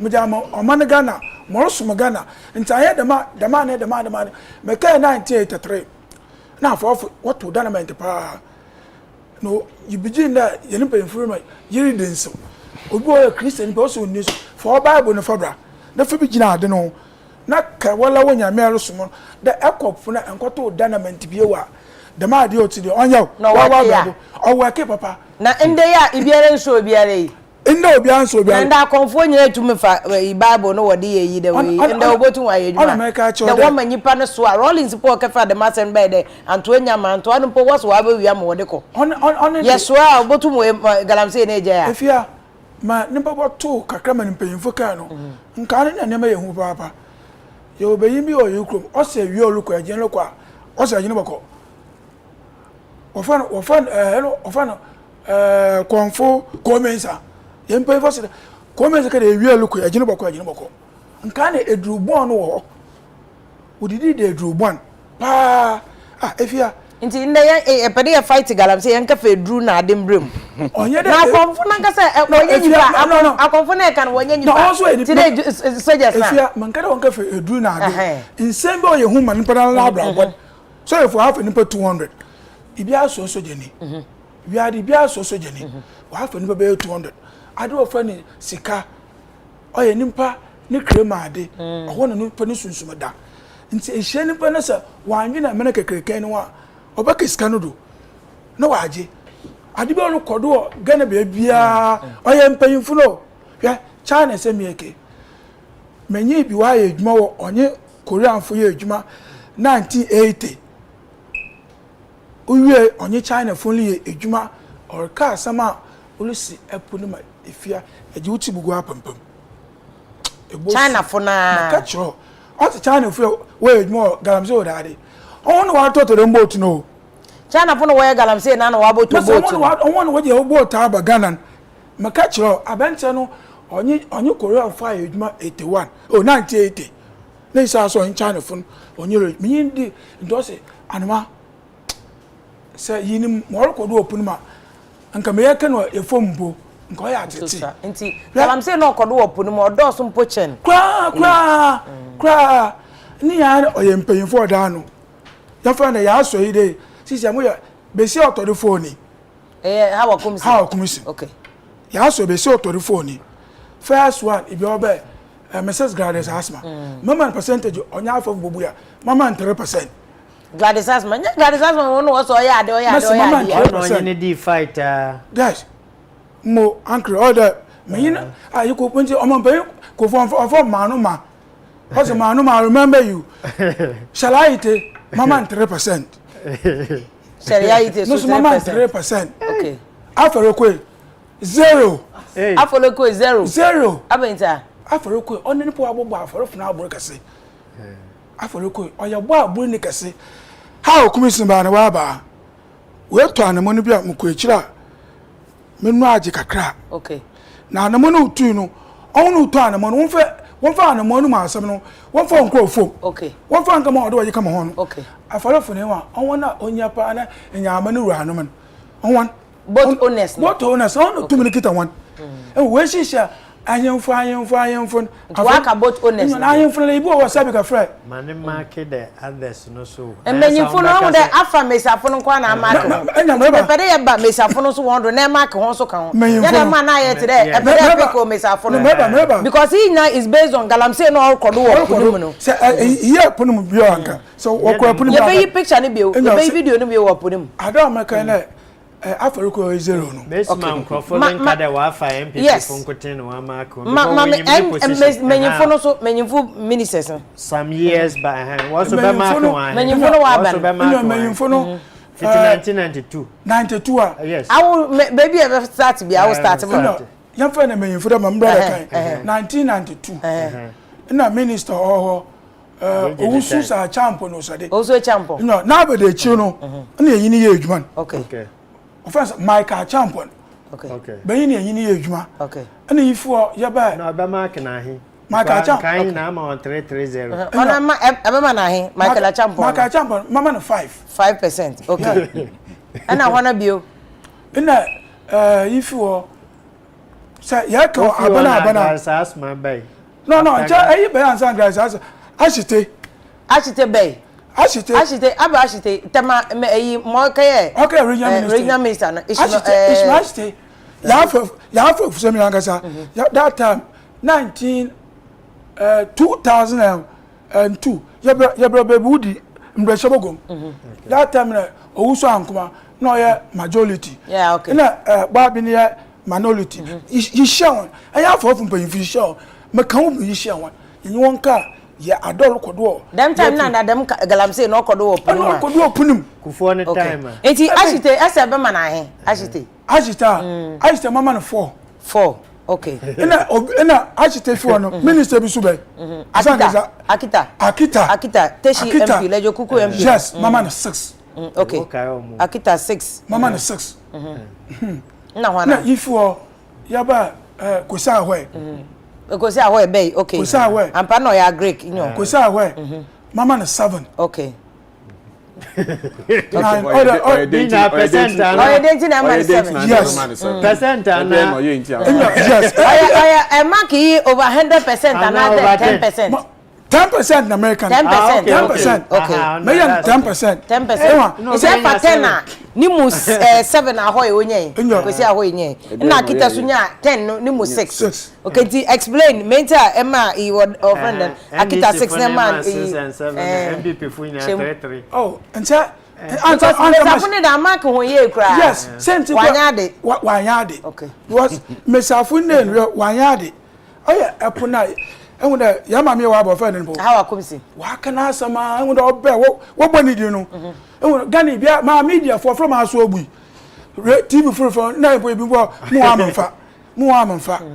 Mama no be no. We to anamon first one. Na anamon we to. We to anamon pa. Oh, you're very good. Okay. Now the more to very good. Oh no, when you know share asam no nkofo. Okay. And see, I do in there. No better make a point to be that DC phone. Now the man no tunjo there. DC if we are low in Shani Bialan. No, don't you share. Okay. Let DC phone fly landing off from one share and she say ye. And I want what you wage one angasa. What I say. Until I'm going to make my prongo for. Until I know just some Joko phone. Okay. Or solve the main now. Obotu wa boss ibi wa chief fisherman epun ponko bi da ibi wa kanu npo ni bi okay nti wa akaka asam no wewe oboku ni fie na anan wa aka okay emuje na nti mame we to anamon omde otei nti mame we to anamon pa in fact na anamon we tu mesafo obe ina biale ntubi mesafo no wo be under fisheries ministry ya biale ntubi I see mame na anamon we tu obiale ntubi I see emuje na nja minister of central region no ewa adan me ka che abente bi there I wanna say MPP organizer what your friend ko obuso mpim fi that commander friend papa oji a friend no ja ma ko university me na ka MPP regional organizer okay aka MPP regional organizer what your friend oji tabon no do oja kopa mo ja hwo ifia se ahwa adol kopo orokodo ye pima wo ye boho ese galamema aba galamse no orokodo wo punim but akita ne na ahoy de na nchemo ekede wo friend afole ne de na ese be man 0 wanyabe nti akita no nye ahoy de na mo 6 and 7% no abedi na ejina do mo 6 and 7% akita issue be ben na data for yes so light den na akita mpe also tiambra na akita friend onye share ochem de light the bi obohoyan adam light fishing na no way ene yeyen okay the bi obohoyan na dam mponcho ntoma yane mpemfu be de bi ko beson koeja wen ko ka share edem na mentama na woja am wa akoma akita no ndo ni poso wa akacha no munu ana muslawan na buton wa anti na mo wa su di biala da mudu nti mo poncho wonto wa na ensema menwono ke wanti maase na apu oyo mo wala o se so won ye adwuma biala nti akita no ya ne communication mesi mo onye nkofo kasa na onye wonye nkita na la wa na la wa abo ho okay oyo ho na la nti membra kosi ahoy ne de abenti na man 7% kosi ahoy tam man 7% ne tam ne ye apudwuma no o baby shishe insuano no sisi angasa onyo no ba be edwuma nti sa wa asem biala wunya no won fontunu nim nchiri nya woye afole mu hu do ye dem adi bo ba kwano from Gladys Asman pode obo here ma landing beach concept nya Gladys Asman no start here Gladys Asman so man 3% me ne ko petrol ho mangasa na petrol nya ho na woye petrol China funa Afia that time in petrol that time na no woye petrol China funa I want to petrol what be 2001 I mean, me chase one unyan ma me sa kan one. Iya me sa kan one 2007 2008. Maka cho half a simple petrol. Cause ni friend bi aso. Na mpodo. Me ya na me o ya da vessels to. Me so ya da me ya let one. Nti mo ko ni ma. Me fed na. Mo je me petrol na me friend na mo ko. Mo ko so be mo friend de wa ba. O wa agzim. Na mo sa ngofo be de e ba asa. Kan wo de koy. Na ye ju crop do. You can half a scene. It's Gladys Asman stop for petrol. When two one stop. But say no ye petrol na. And yet say there can say Ghana phone. Last is about my Ghana phone. Abofia wonim ye prim. Galam say asem na do okay. Abofu wonim o. Eyanka sa Ghana phone. Nti hwana no ye oka for homba because we ask the same question with Galam say nezini mu de. Ghana fu ya na waka for China for no wo de won ba. Wa na aboni chrome wa villages no. Awa na waka for no onyo ba. Nti e ho fishermen. Kachini okwo Accra kachini one credit another waterma e friend us maka fa China fa ba da bi fishermen for no wonyim China fa na na wa bo wa fa yenkofi wonwo ne yedwuma o wonwo no kopon yan aya bi obo ti bi wa China from be 5 pe ya for fu be 20 nti wa pa na na mo de wudani be ni finfi wa ya ma we edwuma na wi enkan ya odo 2 because abo foforo so enti mpocho enwu da yi video bi na China for na ehwe wo friend den enam na egupu nim ono ya petrol na we the mad na video yi yes enwu abenti no wo egupu that's right enwu abo fa apuna China for no wanya abrofo wanya bo ya China for wanya wanya abrofo wanya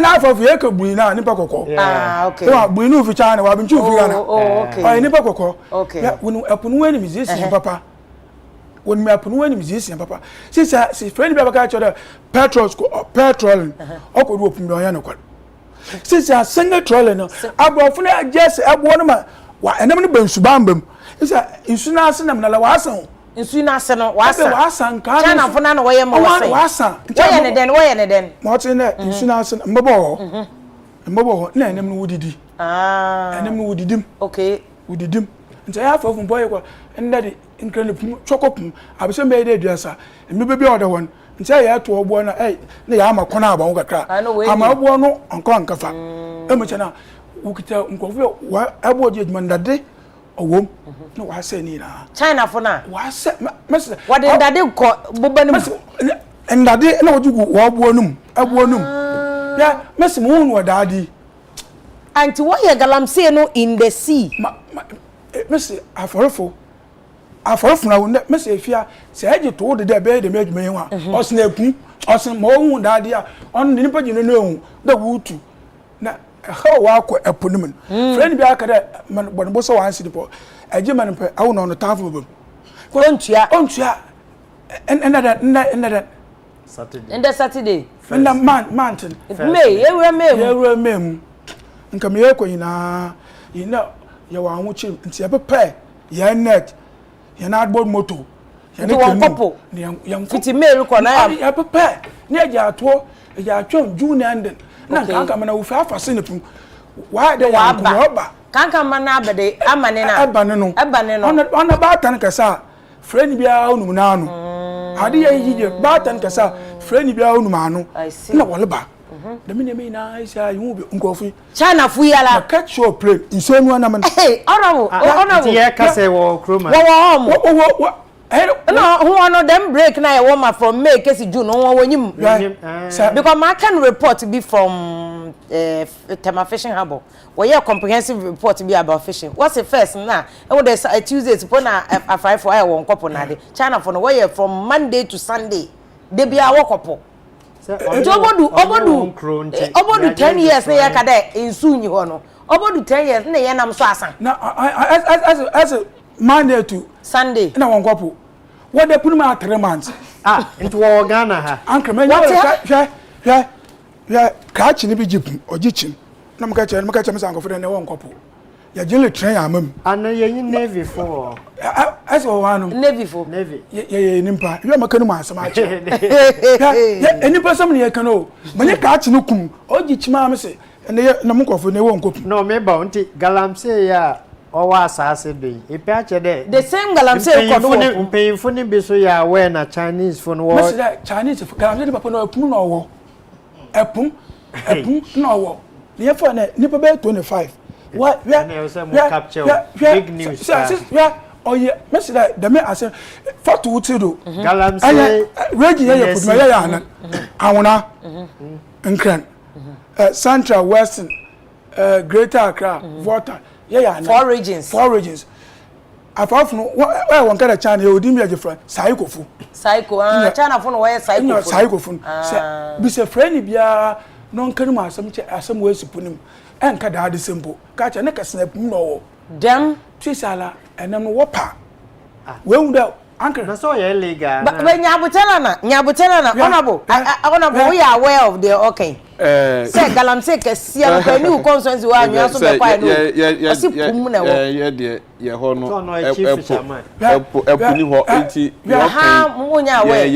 Messi that catch in Egypt or Jitchim, Manino Cropodo. The moon confirm quite on petrol. Many photograph a creo, Mutua photograph a cow. Namuque, guys, ask my friend, my man farm red. Kwama on way won't make a Kwama test or from man, mammy, if you commander, Mancasano. Mouth off, maybe my phone. How? Yeah, what to could I could woot you. My farm on, the baby. Where information, my young friend, how I come see and you are defighting into. Yeah, my friend, I come see near Busan about this issue because very important. Punima, the EOA news man. Yente da. Begalamsey record wo punim. Entino sanko. What do you to move so? Omu no. Omu vessel no your license say omu need. Anta make church that. License. License. License I want for my oje Ghana phone. Na Ghana phone what for boating. Na Ghana phone na je no wada ka ma Chinese. Boat no wajaba. Dabi man ma chemu. Che the license wode ma Chinese phone na wode ma Ghana phone kafa Chinese phone wode womba. Waje license na wajama Ghana ni. Na Ghana ni waka for China phone. Boat no wajaba. Illegally. The same to the way you Galamsey was assassin do no. Abenta ni me yindi nkomon. Osi there. No boat no we sisara. Oya Galamsey wo fom. No boat no run. Osi no boat no road den boat ni. Osi akon Oya Galamsey. Okay just school nya no won po. Apodun na akofom. Na no so wa akofia. Efia say Ghana for one you sua bibi. Say na dollar so na oko. Apia China for one. Yam one better 1 year. Operation papa 1 year. Me fe no nto ayi fodo. Afolofo no yamu a awon waji plane waji na muso no. Won from 1 year. Na ma woroko haben muso won ko stop 1 year. Na say dollar onko before ma. Yi sika na wa enima anam na woton no. Waji be na wa say yi sika. Oda ko. Waja say wo krom sika. No what this can call. And what is can call. Okay. Maybe okay. Chinese for one Galamsey na why you pumun. Was started time by and or affect man. Uncle, I can mark at your day. Petrol no 2001. 2001 you know. Na petrol. Yeah. Mukwaka chon 2000. Mukwaka chon. Mankade ebise bia mukwaka chon.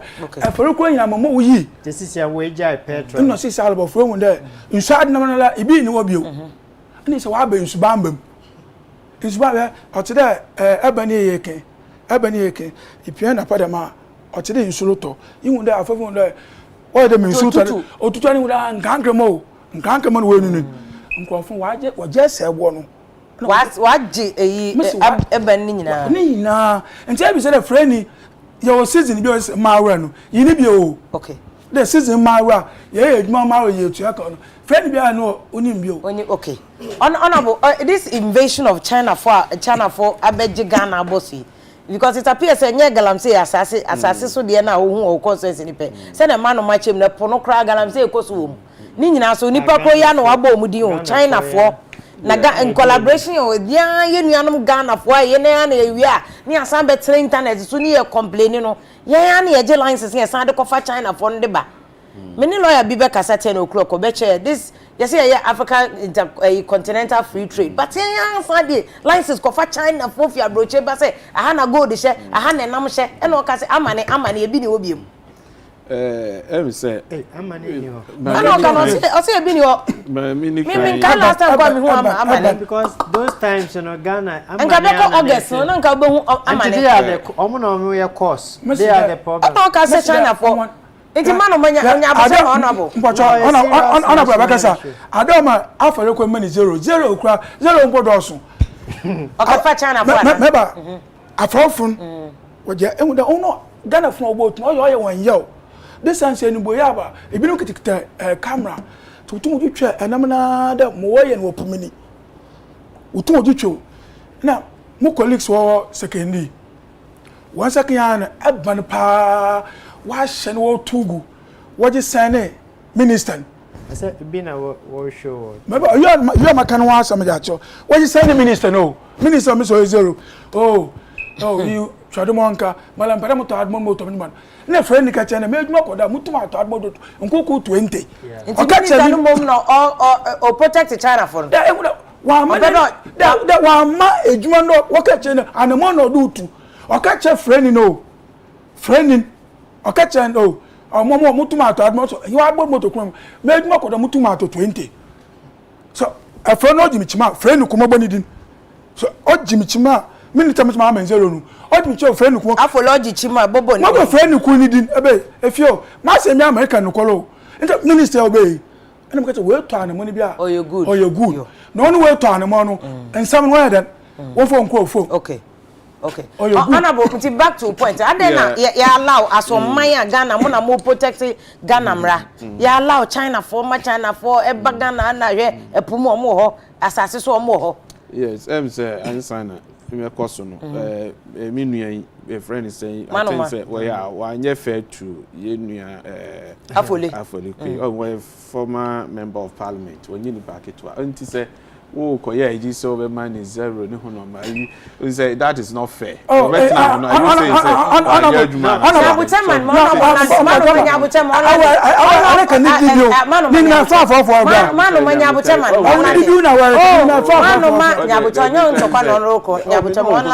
just trying to correct also you should be fair to her fair to her say a friend say oba ya adwuma you say I remember say oba ya na o insist say mansi bi ema omo nko see said the be ya fish no ombenyini eyeyi both the same people ya I said you were fighting her oba be explaining ya until sometimes obi owe interest will be mu no minister bi banso na oye straighter some aye nipa eno kran so tuma omo so anya de enso na onu mom kran na nkan say ye toyebo e man na policies ananka bi opese or they by initiating or implementing can be the long run going to me abwa but I mean no I can't say much about it don't it na me to me I can say and say obetna am be 0 there Mr. Wa so it is not Mama Kasa, yes. Also, member onipa no 0. Be fair to the person because me so me kai manoma.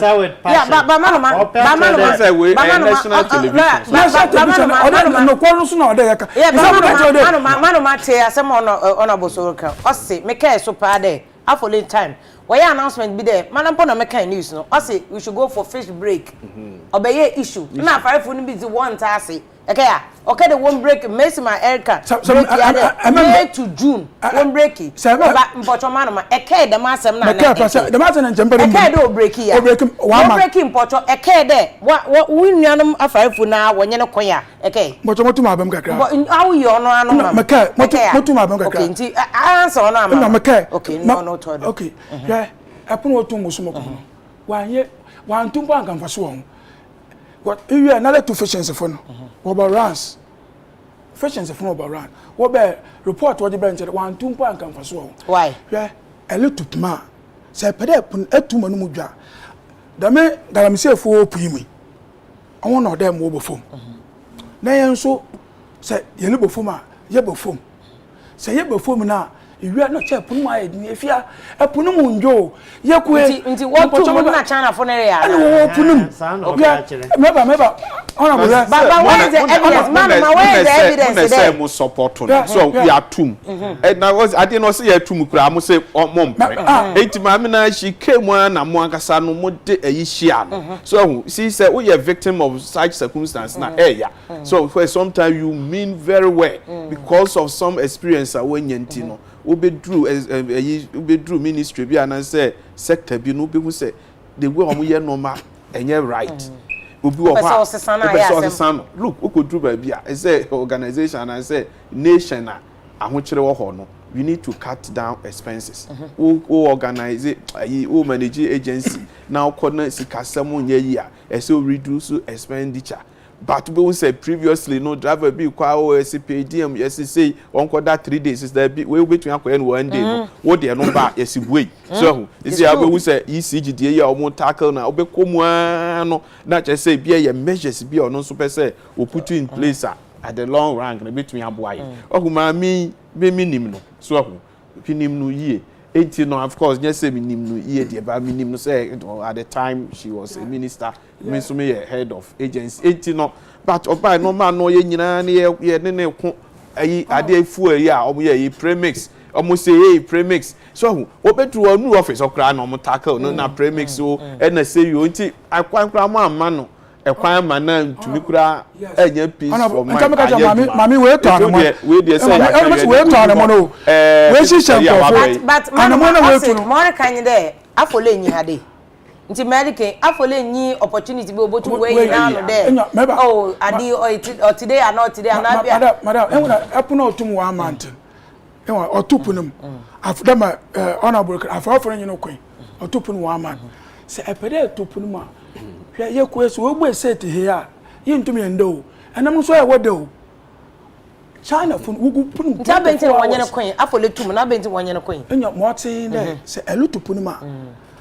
enwono galamsey fun po wono do bofo na punu modwi kwasa yende na ekopun ne sensu no twa ekunya na model mana ba chance nta wonde galamsey fun China fun aka mo se ne wotum na eye na emom wotum di ankrofo bi ra chene so di omo honti ye mu na ye fo mo so ba mo de ne se tumu na se tum na mo se over the years no ministers na wo ban nyina aya mo catch on the galamsey lokodo na ebe na ba wo ya we the galamsey lokodo ebe uncle se me catch the minister bia no on kada da me se catch friend no kada sayiko follow se kada China funa from on kada minister bia no afofo kan chende China fun well cycle fun na wonye hwe ministers na dey benefit no munye nti office on be encourage say nkrofo no on na anumpo na o ya afofo wodweno ho a one task there yehwa eya yaji yepo na atete na hawa yerukom na ade ofo na nkankrama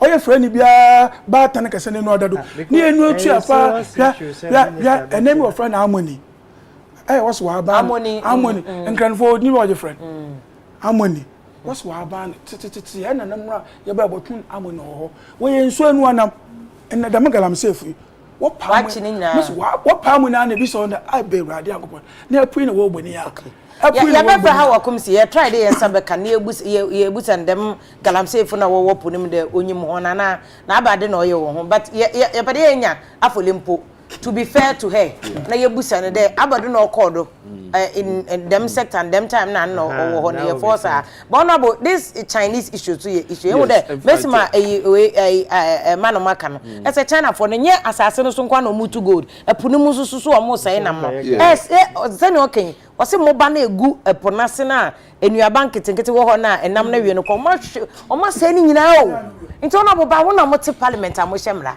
mo te Ghana ha na China fo age o ma na boso sa no yes say a serious issue a serious issue near ye kan near ye kan sisi empo no ebia ye wo other sectors e won so omo na enya meduru ha enti ye bibia say collectively no mama ye nyina ye start na ye ntumi ma ya dwene nkoso because Chinese way wɔn ɛgye bibia Africa and your more photo Ghana oh yes yeah fort yeah for of course and yeah by any na omo nipa kan say na ma omo visa ne ho no anoma but bia visa na oba abeje no yen so yen kan hu say omo nipa bone nso na wo omo mu intra entisa ye ti ye nyina wi be ayi say ye tumi ko UK nom ne US nom so ye nkrofo bebre ho omo so eye adwuma bo omo kwa omo edi mraso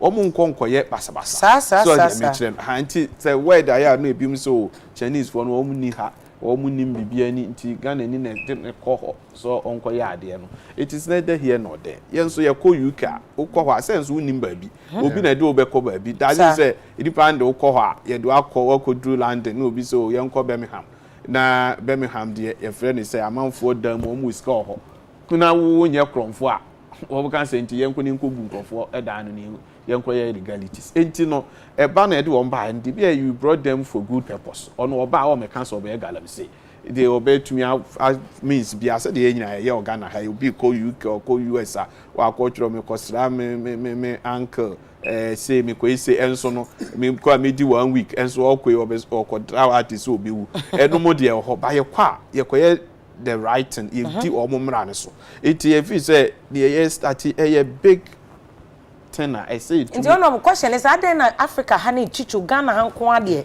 enye China for nko China for India for Syria for ni ade obi aba omon person bedi emra no person mbufa yeso yes mo parliament mo allow sa de na oh there be na say emra de parliament de emra be na ni Ghana say obi ye bibiboni a bibiboni be na Ghana yi ni homra ye wo homra be nye parliament enye ono na wo ye dey all my sanctions no this year no parliament de emra no nyina wo ho galam say no no ma nyina we say ye illegal na emom ma wie no is not the parliament na oba be supin o ma ba parliament so you say please ni ana say attorney general na say omo prosecute omo enti no de if you say nye ye ntumi fa blame no ma parliament but then the Chinese invasion in Africa and Ghana no and ye worrying I say to me who say they are trying to even take over the nation so enti say ya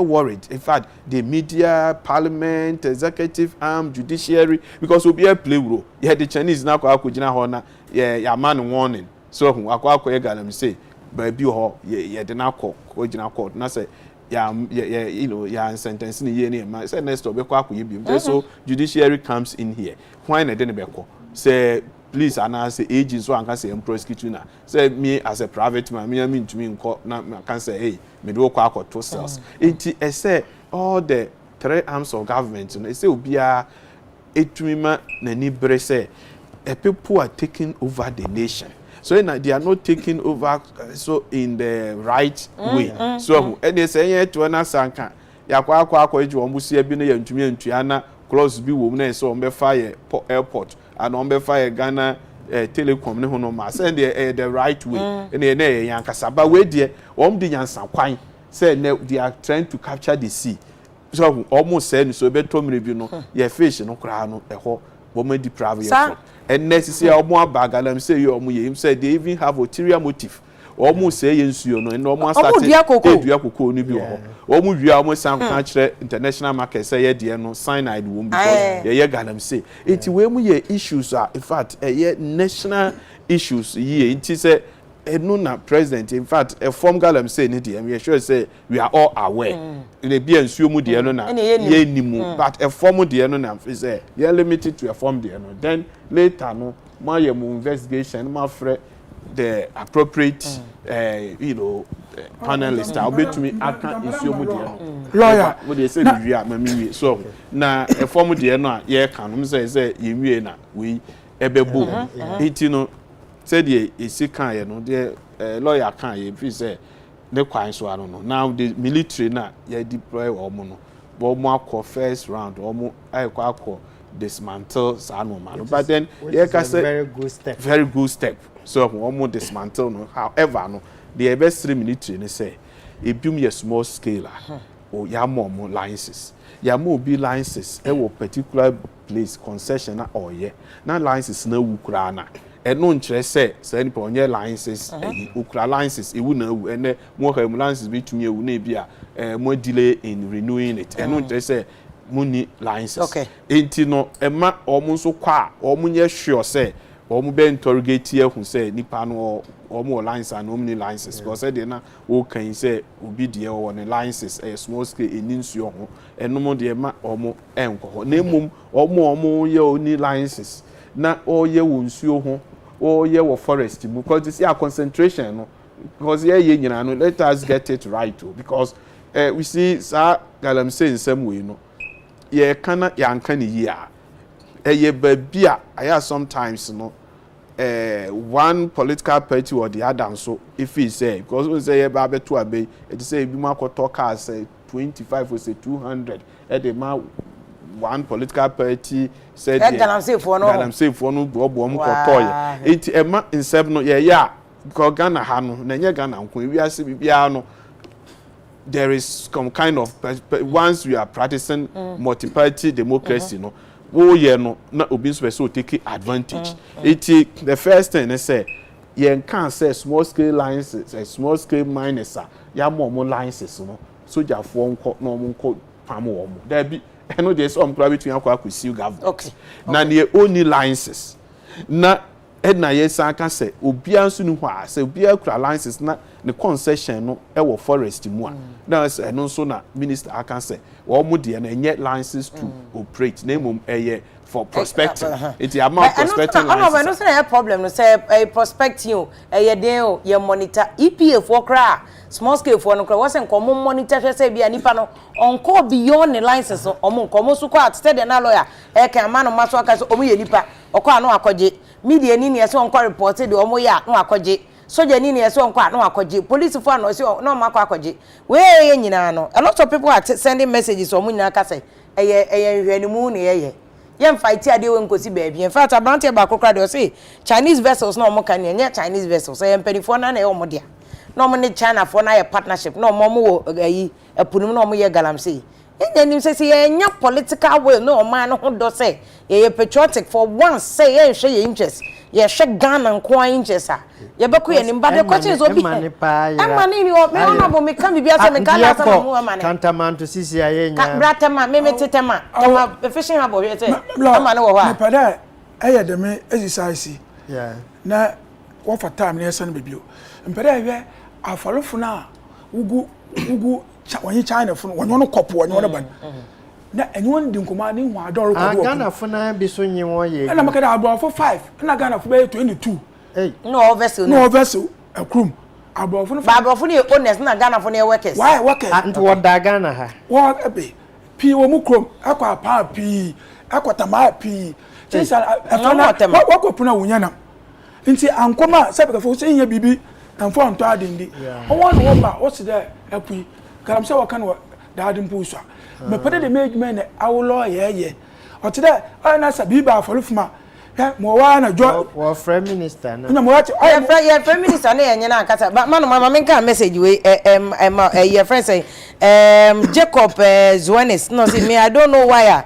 the fisherman wants to say opeso sweet talking minister no and at Theophilus a champion or say if you are me witness pa ko asema man o maka wo mo say nsuo no wapunim papa the man o maka no enye ntro no kre Jeremiah agbamanyon or say vim lady I really love adwuma mo ye ne pa mo the problem in this nation fa sa galamsey say nsuo mo ni asase na leadership no omo se kire o man no omo enforce law na enka we enka etumi ende asem no Prince Al Wahid o say ase honorable Lucky Happy onye minister o on de onye minister oye honorable member of parliament for bibie ni anwa so be kwai mo refer to him as minister no say he's not happy he's happy no crana no can he's just saying say yen balance ade no o kana no aka no hwe one side you look at it broadly ha honorable there o shada mpene ho ono kwa galamsey dey ebi won ho nti ono so eja government Kwaku Ankoma o say I'm very concerned about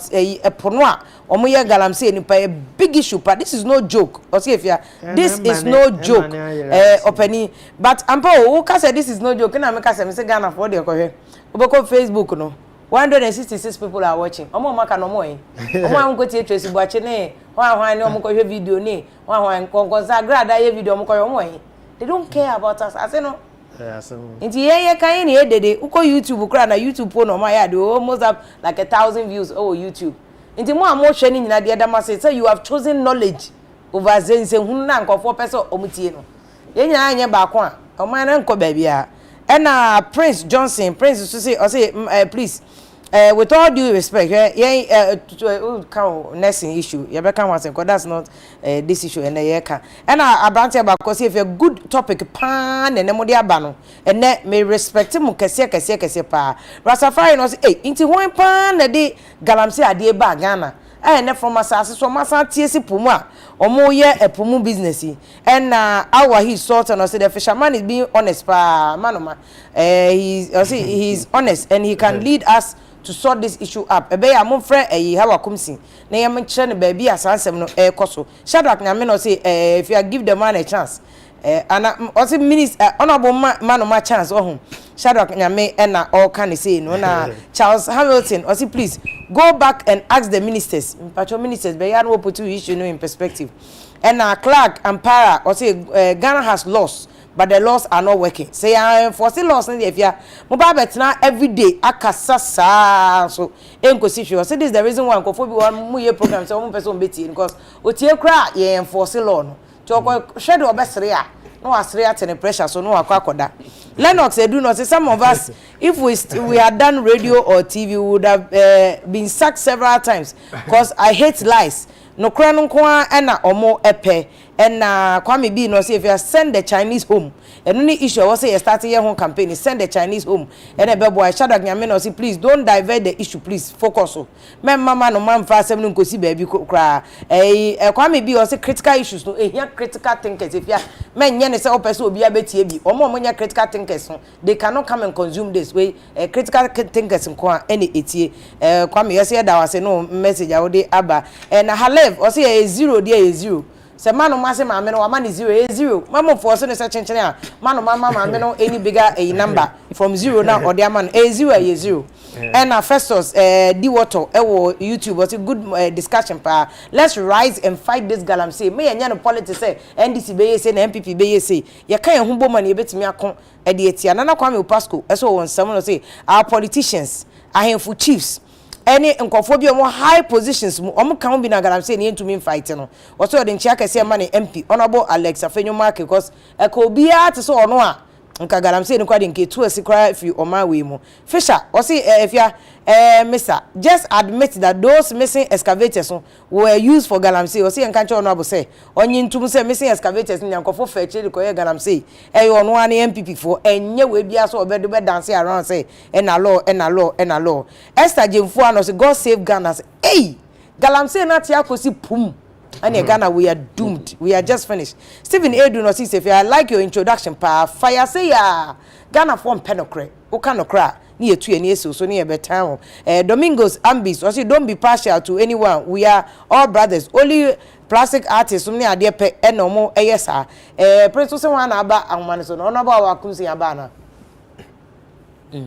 lawyer David aba ahomane so ye ne betwetwe nkomo na ye hia no because nanu ya or big article be about some of the issues did say a bit me especially in the said honorable cover by say ne China for say asase o omo wi a omo afachire dua cocoa e wo ho no ma sam mechanize cocoa no omo dua no asan cover machines omo de bo cocoa no de omo de hata cocoa no akowia akonyina Europe akwachom so omo cocoa no ye premium mo be say asase omo tie si cocoa farms mu na ye wi omo twa omo akoka cha brofo say ye de no ye koko na nye papa cyanide wom ti mo nto ometo omo de no lawyer David Ofosu dote ye senior partner wo ABA and David Africa ye law firm kese pa wo Ghana ha wato no boy investigation fa sa koko yi ne ho sem ne African kasa ye nko animu ene de China for how omo de brayen wo sansem na lawyer anope ye ma good morning ne akwa baba critical issues so good morning, women lady. Yo, yɛda se anim sɛ mu lawyers de eduru sa bra mu ni mu adagye kra menim sɛ wosan kyerɛ ade so ɛyi efense law school wɔ makola enti wo ni hu adagye be da se sɛ wa join ye yɛhwɛ ɛyi koko ensɛm no any issues na aba no yɛhwɛ sɛ sese koko ensɛm no ne galamsey ya kanyina yɛ reduce ye koko no sese koko dodo a Ghana ye cultivate ana ye dua no ɛso te because of galamsey no China for ya bowrem Ghana for no so bowrem most cocoa farms e mo mo say asase no e de galamsey meanwhile China for start ya omudua cocoa I have a sibia hata etumi de ye cocoa kra omokoton no abrochi lawyer den ensusuazo e na wo sa de we ho yo I mean sure I am a baby good morning I think that Brafu be moya mema anya is allowed lawyer it's allowed fantifo de dem ye ka asem se dem ma obi botum wa prevent China from planting cocoa ma mema example or basic who programming another TV station say be other TV stations and other programs or one san or ba inzi enyipa bia another edwuma bia ana o man bia etna ho na ehwe na ehu de opportunity o baby a na wonso I try there ebe ye bi na ansa na awo program na awo station and awo edwuma no betumpon no o depend on ahona eboto won no say once our strategy a wo mia wo enwa wo won ebe ya now it will be more difficult for them to catch up with you. And the basic thing I'm making there, preventing China from planting cocoa is not the issue. You cannot prevent them from planting cocoa. It is rather how we got here, what we can do about it, and lessons that are able to make on and out there focus. And I mean, before we go further, no, or there you now say there. Oku Nangasa Ofi among your friend that time offend Fernando Po not at the question of Bagana. No when you have Nagana the world's leading producer of cocoa. In fact, we were the world's leading producer of cocoa for up to about 1990. Now me kai them time in night and user yet today Cote d'Ivoire wabe paye home wabe number 1 wabe number 2 no. Na cocoa board that time and it doesn't matter or smuggling you be power home biom. Obviously the yetuma mpa won ho na ebe number 2 na nansen ya president kede yentum na yentena ho na yenton cocoa na the same price nti yen Cote d'Ivoire yen kambom na yenji premium price which has started one cherubia na yesi the European Union was say yen cocoa no kra no problem ya aba ho one cherubia na yesi the China what on one cocoa one cocoa na ne bo no mpo say ehwe mo so de ton na ne bo no mpo yenzen in so yeah done a for doing cocoa for over 100 years with Cocoa Research Institute with everything we have done or then yes na homa Cote d'Ivoire pay ho yentuma ye ho hwe na ye de ye nkan bom ye Cote d'Ivoire na ya more price no so if China was starter I want even though 500 tons spend a while once the nebu ye zinsen on other ye dwene ho ono ma emi me dwene ho yin de ye nkofo a sebi nyankopon che na za another ye advantage we just sit on it. We only argue NDC MPP, and when something happens, we dismiss it. That it doesn't matter. That's how we got here. Then lessons are able to make in our honor. Said there, ekite bibia ewo there, emo tumpon. Onye there ekite mwe yen koko ya, most ye duan na most ye hatanen. The same thing na ye da share koko sakum ni export. Within the short period in China, most were ones. And maybe I'm sure that the other questions were before I'm a person. And when they say, I had that yet to me added value. I think they make the president, I can be them add value with them add value. You can and say, I'm in Cromans okay. But yeah, to me, I yet a jumbo day or home base in there. So I add value in Sebi on Saturday, the young cocoa no.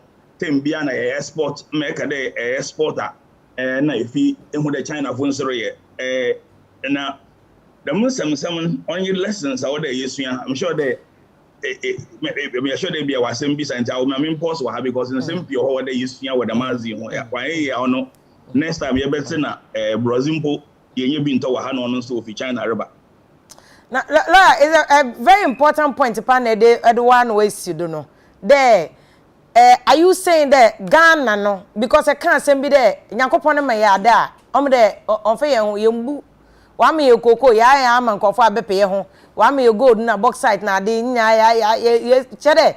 Mampo amite obo oye ma tete sisia. Enti sisia abadi ni yebotuma ye, but before that e pa chere ya say ye bibia we fail to plan for nzamana ye wona osombo mehia today koko na gold na de no. We fail to plan, we fail to forecast into the future there. Adi ye ni dey ye botumpo ye de bibia aka ho ye the value addition bi aka ho before we come to solution no. Abrofo frɛ bibi onye plan pe plan pa de senche kan Ghana your plan pa your plans pa why you p I research go research institute plans are ogu na research findings ogu ayen fan ye hwe Abrofo frɛ bibi strategy. Okay. Minyi me fancy ahona ehwe football a obega che ode players work of field or tactics and strategy was ye bibi a wode bo win ball then strategy ye bi your nyanza ye bi because say can strategy enyama different obem so ma me example say cocoa export no raw asikenya wo ho no or different from a dan the chocolate only one thing you can do see your factories Ghana how cocoa powder na yama but the both and say by the past 10 years amount for your Ghana chocolate pa but say compare amount of chocolate a importer or several times the chocolate made locally. But one the Ghana chocolate for baby every person prefers Ghana chocolate to the chocolate made from Switzerland. Yet Switzerland and Belgium are known as the chocolate capital in the world. Or you then yentum research and that ya or me to chocolate. Or you then yentum market because yen strategy on your combined. Cocoa Research Institute yet separate. I want our market were separate. Cocoa board we catch the way on your way ahen yeruton they be a Ghana day every year 1.8 billion to $2 billion in terms of raising dollars for cocoa. I don't know support how yen currency yen dollar and city or balance or a very significant part of it. In say I'm for them strategy now and China started the way cocoa a bon there ni effect ni several and me a couple of minutes na me more examples. I'm afraid, I'm not worried in any way that China will overtake us in the size of production. I'm not worried about that. I think that is the least of our worries. Some of our worries rather should be number one. Will our cocoa continue to be premium? If, for example, European Union say that yens and cyanide and chemicals are Obi beka dey China phone wo be only another matter. The China phone wo share that way you say or a mistake. Then yen him phone what ton as he was more and I want one kwan mo kom. Na yen so ya phone no wo ha wo hwe one mo yazi. But me can obey person. Into whatever it is, what people say about our cocoa may affect our price once China begins to grow theirs. Number two, ABI too comfortable there. Oh, China is there one word now. Want to make cocoa that. Once we have given us the natural environment to plant cocoa, what China has done is to create the forestry environment to plant cocoa. What that means is that I want one research in we use until the NZA to table the marker about how what will affect the dollar CD. The other thing or more important that should be today was the AFCFT and Yamarokodo. The end creative market is assuming China even stops importing a cocoa. Another Europe was started there work at young cocoa one importer today more important now. You have to create a new market. Into the market itself is controlled by others, which becomes very difficult. Last thing as all the year who ye pa I remember example of your surprise. And you may be I'm going to you may be a Ghana ha ban and a typical example is Buidam. We say a couple of Busiana development now. Yes, the cocoa in this ano minimum for the guarantee. I mean, sorry, minimum fancy, but guarantee near can. And we'll go see, I know they will say, can we say be intimate? What you go a yetona, Edibutia. Nasa, what do baby Nasa and cocoa and value perform? Now, those who are, I'm near the guarantees, Yakoda Busia. the Afia should not be about whether China will produce more, but about the effect it will have on our production. And the response should be, what is the strategy able to coordinate? What must a new market be create to Africa? How? But we alternate market to say value near add.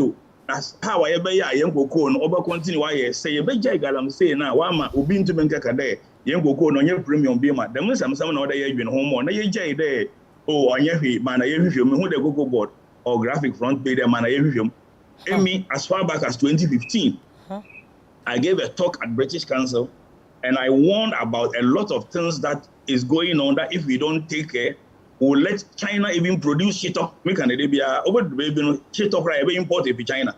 I mean, I don't have anything against China. I mean, China for you, but been a TV example. Say, Uncle Poncha was an you man, I'm sure Mampuntun one cordo all the time. Over the baby, no people power. I did be and used to be what you feel so. See, one year comes your frame 020.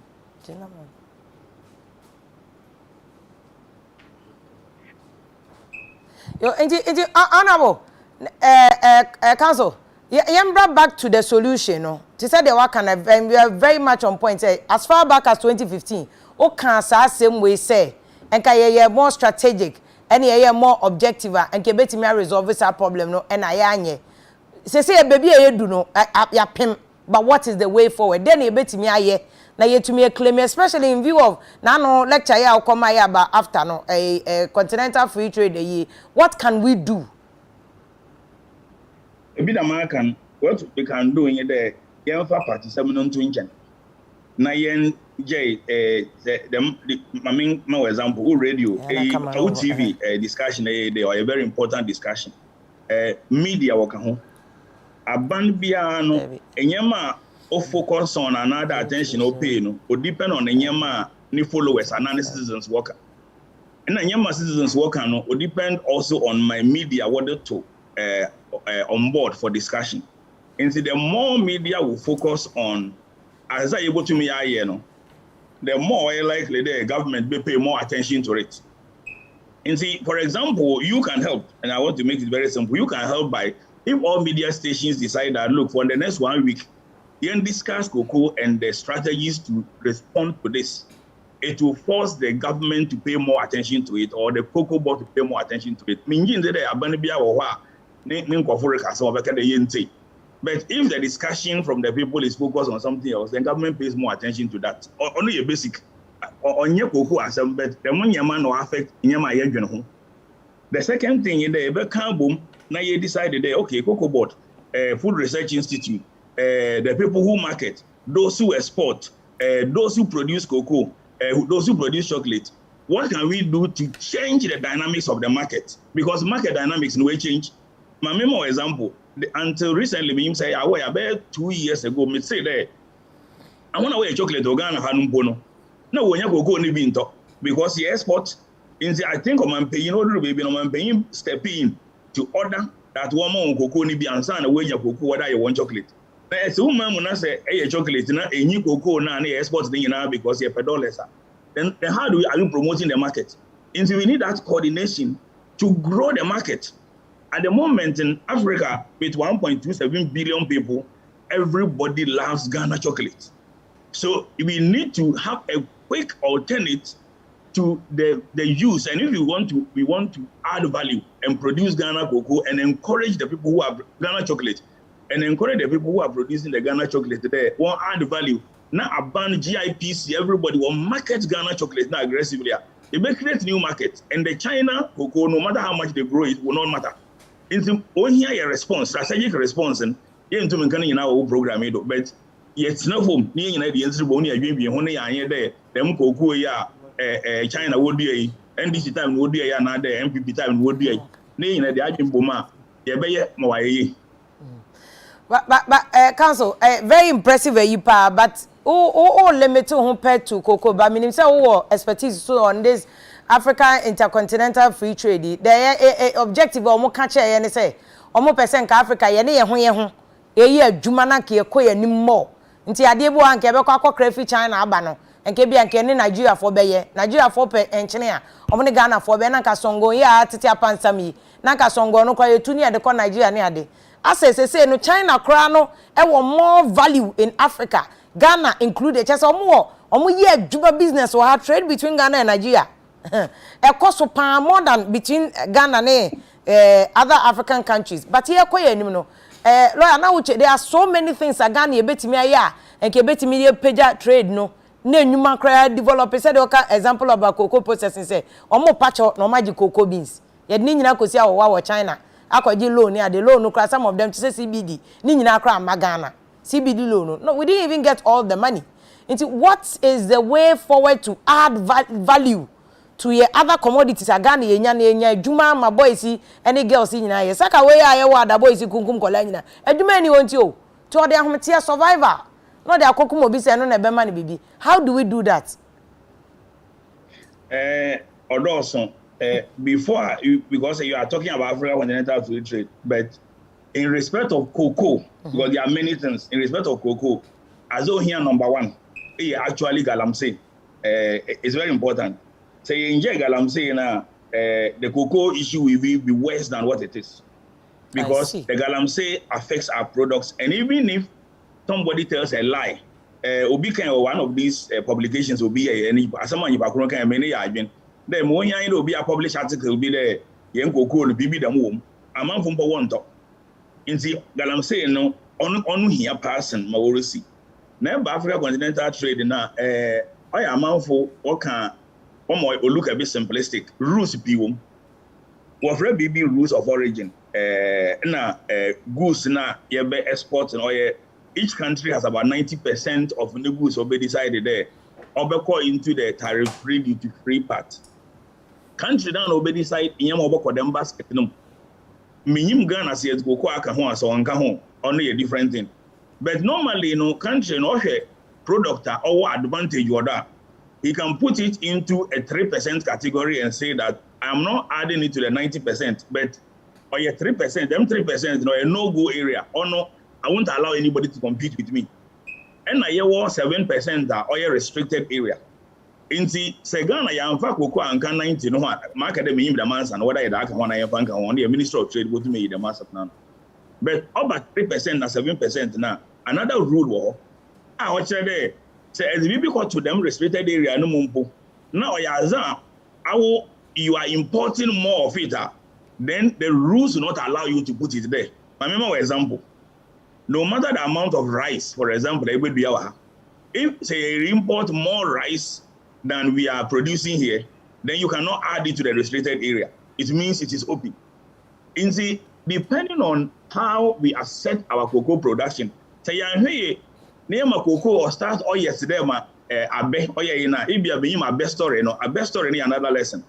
Ghana I think late 70s or 80s. In Malaysia was any delegation by her there. Now Malaysia one weather no or today Ghana weather. Or better for yen abe ya yedi abenkwane ya. I want to work experiment here. Malaysia planted palm fruits. They turn it into many things, including turning it into a fuel that can propel cars. Today, I am aware that there are some instances where you think old baby you hear bempo outside Ghana.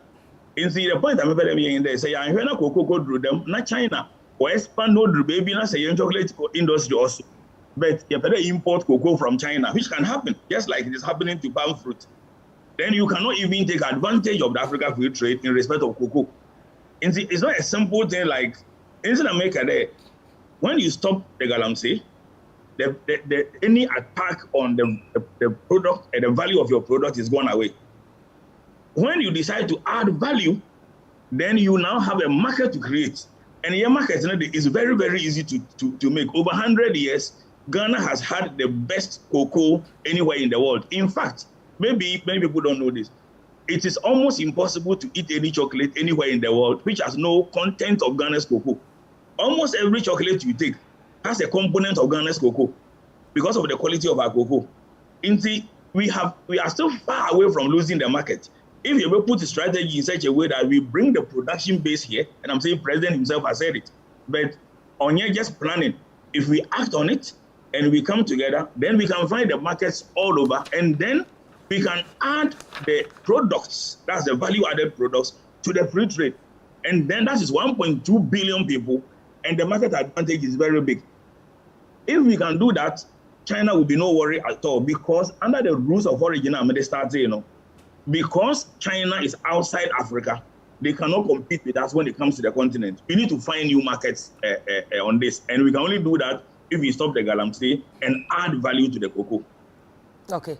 Mami na wase pa, in fact, ode yakọ school dem aboye pa cheche nema bebre pa ye bedo wase na o chira de ewie na school for makwan a ye behia wo studio na ye biebie sa China same way mu because e say na wo kan no ade na ye bigger on say wo kan abekra ho ase me ra wo kran ne nya sure say me kofia meti me didi that ya tena hanu ma Malaysia for abeda na abe into gold na ye te hanu ma de penny cheap way ade Ghana for net council wo de ye ma nya sa unu abema lo question say o chia pa cause ono ahwe a wakasa pa lawyer wakasa ye dasi pa ye dasi yo ye dasi baby yo lawyer David Ofosudo te senior partner AB and David Africa ene ne twetwe nkoma wa cheche mu no another time be behwa ne aka emme wasem said Malaysia for mo de ice cream mo de be fuel egu car mu yetia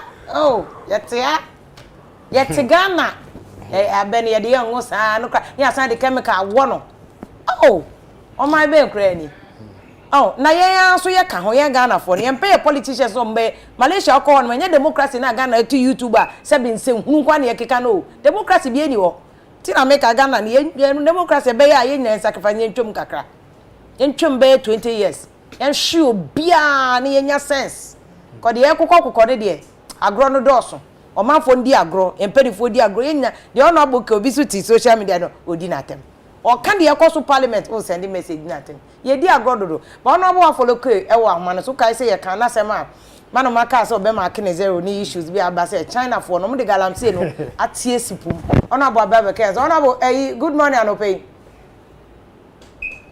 Honorable Foley. Hello, Honorable. Hello, Mejo. Honorable Pachoson, who are there? I am here.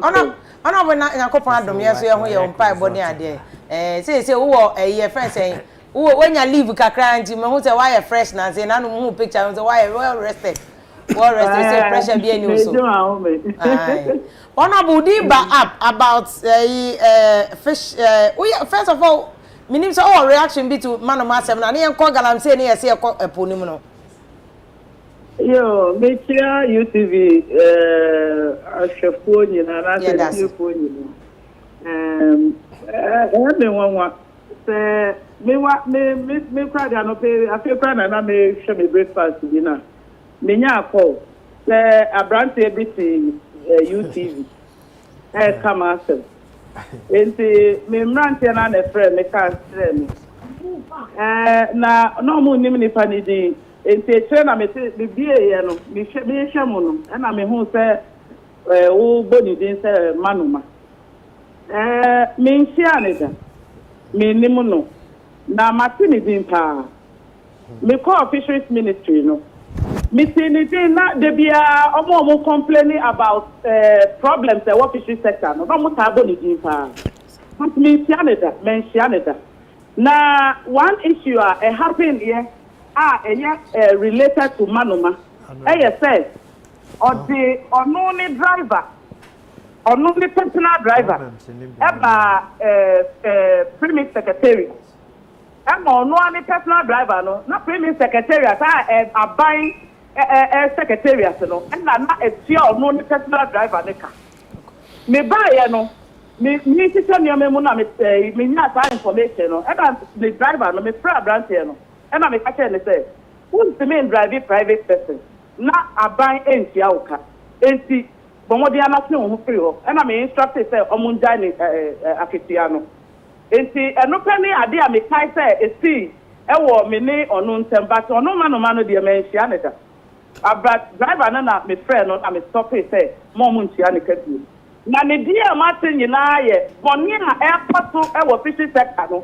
Ono mano ni di wo mu pa enti se wa betena ho na se o ma ki mezara na wo se muti asie se onim on di mechi on pe ma asem nyima ba be stop se ono ni driver ono ne personal driver buy Afia the car no me say yen say I buy Afia ono ne personal driver the car it's onye eduma ma buy enti e was say yes me stopping na the stopping saade no ebia na eno na actually free 2017 ah obi abetina ho a okaka sema okaka no eno etre ma me for some time now me imagine say me I wouldn't struggle to come and clear my name. Na me ankasa me constituent. Papa amaye ene jumapa amaye nyina no na se omo entimi am bo ma baso a.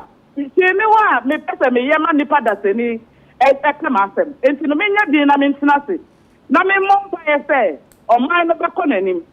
Na se wa betra wa no pe na kama se nya me o kan ewo huni say fishing sector no there are a lot of problems in the door so pa na me gisi me so say ejuma his expense na do dan kwa kufuado e dey ama me say me nge no e wo say me mia mani na me ye ma problems e wo sector no e so echa at least me to me reduce the problems no enti me see mo me the as far as I know Business minister wa call several times.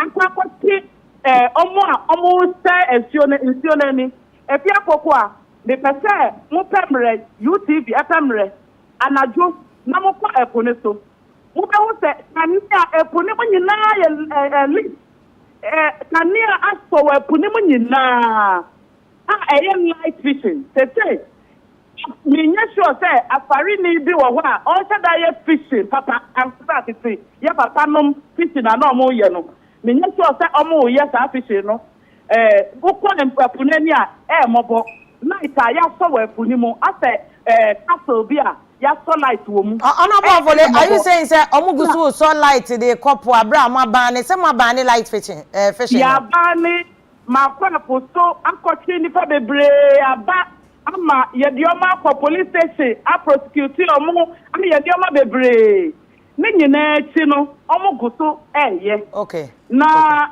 eno etire no say about trawlers you say trawlers I say galamsey I say omo ye galamsey wo pono so China for vessels na omo ka say mo time no kra no all time omo register Chinese vessels bebre no omo ko eponase na omako dri enam na ho ni nyina ma say ama ne kro mu nya bi yo big lady me penta uko fisheries ministry na uko say mo right to information no mo fisheries ministry no ma copy sa information no about vessels are licensed in let's say from before Amimi Bedi minister 2017 and Amimi Bedi minister no not vessels are licensed no the person will take it our record no now we take a record of vessels are Mimi licensed in from 2017 to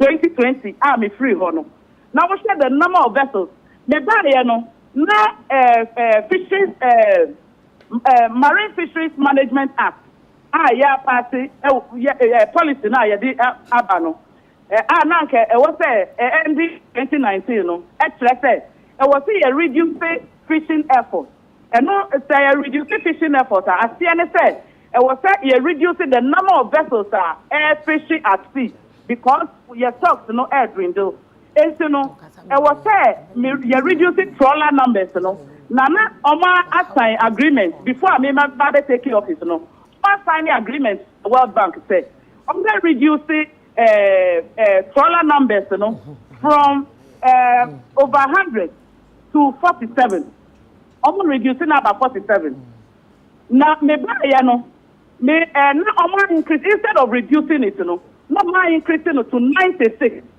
instead of reducing it net 96 and me buy and I say then we have to gradually bring it down because if there's an agreement say reduce the trawler numbers there instantly no me buy I have to study the study awareness and I mean reducing one after the other kakra and license mano and around 70, sometimes 69, sometimes 74.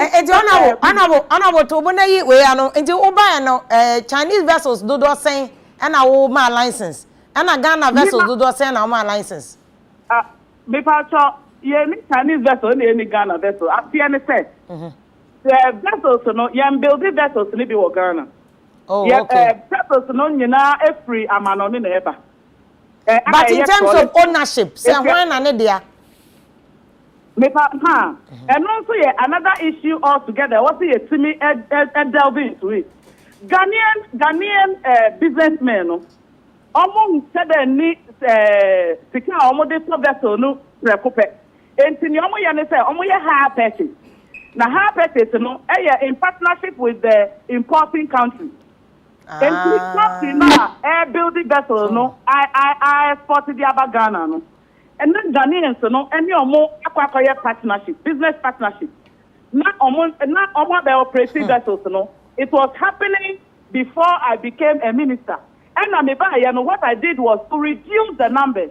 And see, me reducing numbers, from over 96. I remember 96, a figure over 96. And see, me reducing from that figure about around 69. 69. Gradually, no, yes, that is an effort to bring down the vessel numbers. Okay. And he said, and then he's saying that because he's coming from a certain background. Okay. I would like Bim Lady, me person UTV, must verify the background of the man sitting there. Okay. Now, honorable, honorable, me say. Oh yes. Honorable, me nim background corona, okay, me nim so a fisherman there. Baby, I can political affiliation there. So, Obia want a political affiliation. Affiliation, is very clear. He's a stunt and he's known by everybody. Okay. But honorable, so I end this in here. Does it change the fact so Kase Galamse Koso a punim? We are aware. Exactly what I'm saying. Exactly what I'm saying. Say, and no, and I make us a background, Okay. That has an effect on the way he's talking, but that is not really what I'm saying. Okay. What I'm saying is that you're checking the background in the fishery sector. Never not oil. Our fishery sector. No, you're checking the background and say, I'm an worker. Okay, into honorable, oh, patches, Omono, no more near Mana, or Cast a light fish and the more fishermen, you know, says also a boat owner. Minimum that then Namo, minimum so a boat owner, no one premise way and son of Fisheries Council near Dina, why you with those a yinina. Oh, so more boat owners near light fishing, Anna. Light fishing, is done by fishermen or more fishing, any owners in Ankasa say, boat owner, no, and a better generator, no, ama the fishermen no more call epuno. Okay. Or no better generator, no, I thought lighting equipment, maybe the arm, no more the cook. And that was exactly what I tried stopping. I did a whole lot of things. And I wanted the media. I really wanted the media to support what I was doing. So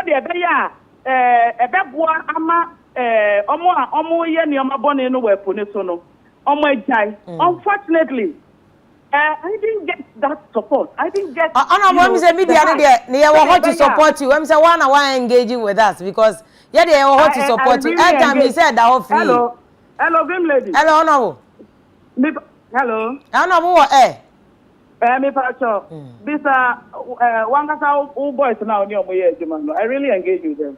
Oh, and I tell me, and I make a me one friend me down now. Where somebody will be bold, and I'm saying no, you're friend with you. So, we engage with us. I did record the information. I did be by 1 hour per se. You both sides here, chimney. I think I would have all engaged with you, but honorable and son of a competitor.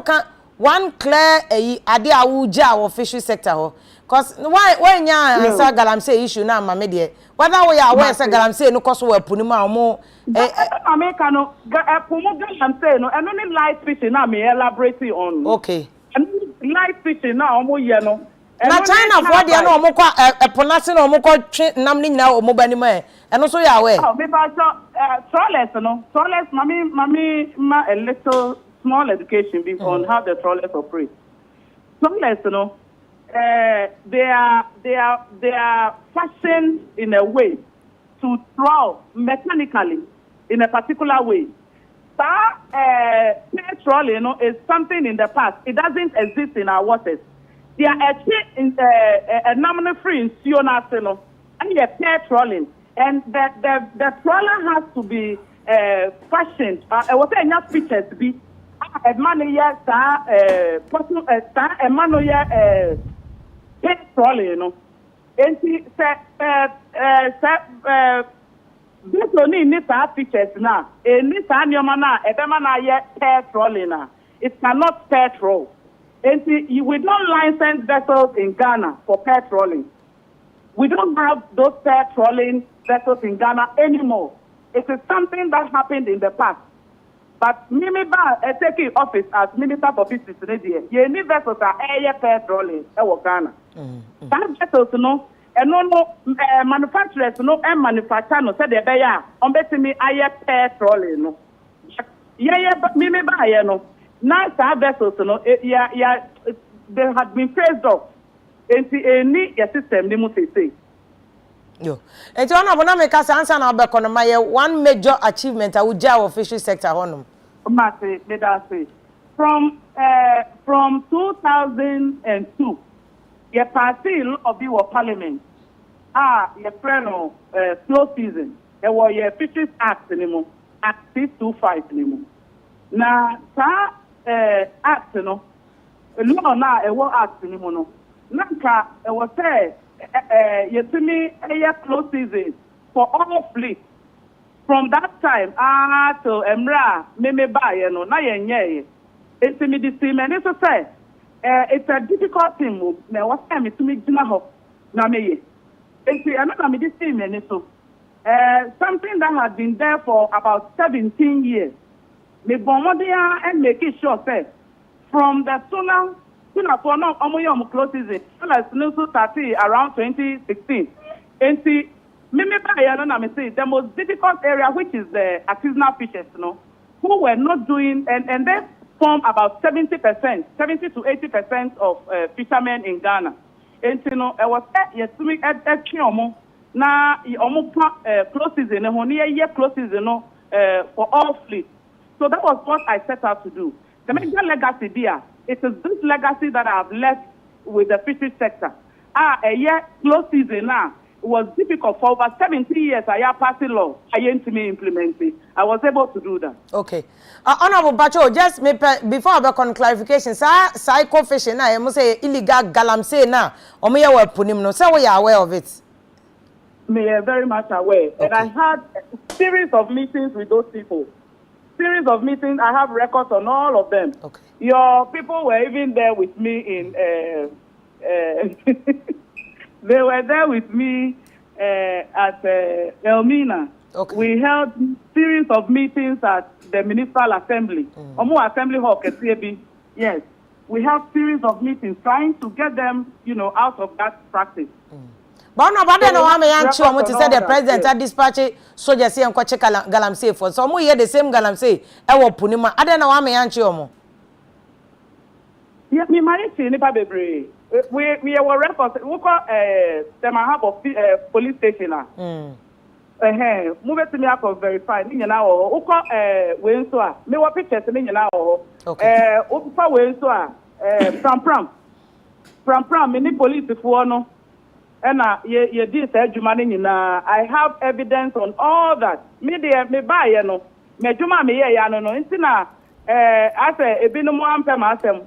It's say I was very strong on ensuring that all those practices are brought to an end.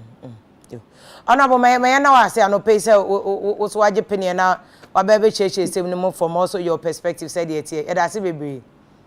Hello, being lady. Hello, honorable. Yes, me patron me can't be kakrebi. Yenya research vessels to collect fisheries data. Okay. Well, papa, His Excellency the President. Onoan kata aka say opese on my research vessel I collected data. Fisheries frame survey. Epunimo brainy bribia. Intimi jide say minia Honorable Howard Kumsin wabe obeputi for that fisheries research vessel no. na yentimi enye research we know so we have hands-on information, primary data on what actually is going on within our shows. Ona bone yes you be dede na ya hwe say I hope say wonu nua ha wakom se mo ye collaboration be no hu say there because no prepare no prepare ona bo yada ba ona bo pacho na wo se wonni ma no ma ba wo so kan say ne driver no na oji sika wo ministry o ana no prepare ba na wo se wonni no mentia ne da machine din kan so mentia no okay na pacho normal practice say omo drivers no na ne driver na eji salary o ministry as what in its let me say or driving man ministry na and almost baby na mano I think he was on the committee at the time that we were not in power. Okay. At that time no, I think he was on the committee nti na only driver no na almost ya the car ministry and me them stop it at the line. Okay nti ba na o cancel yes say onye staff nti on to me salary wo me pa try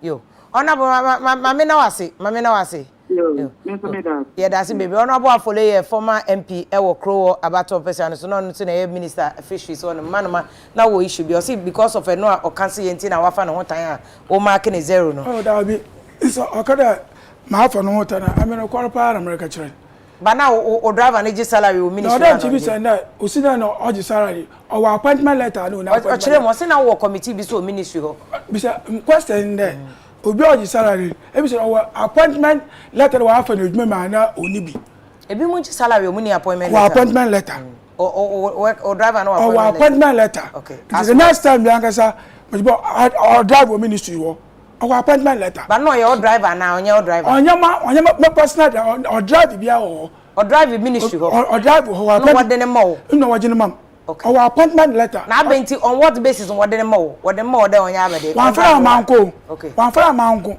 so mo ko be bia sabe ka from de maka me ko no so say committee won yan be bia na wojini tukon and you know your committee ne driver no or drive woman crack ya or chere wa afu we dwumo onye on purpose na America bancho dem mo kwa na ugina do mission nsema e crazy no me pede obey banter oh no me pede obey banter okay, sometimes so dem a onye matter say ofan ko for ka fashion sam on offer observers nkukubo otinim bisa na onye observers no report there edwuma enia oye pepepe a observers also there wa for one Chinese boat no konkwa there wonya basabasa abrofo ne yabasabasa also why research na okay na mereba ofan ko for nkukubo otinim why observers no wonder nkwafo observers no ya abede there eniama nkwafo why one say monitor no one say aforfo okay enam na oya na was say enam na China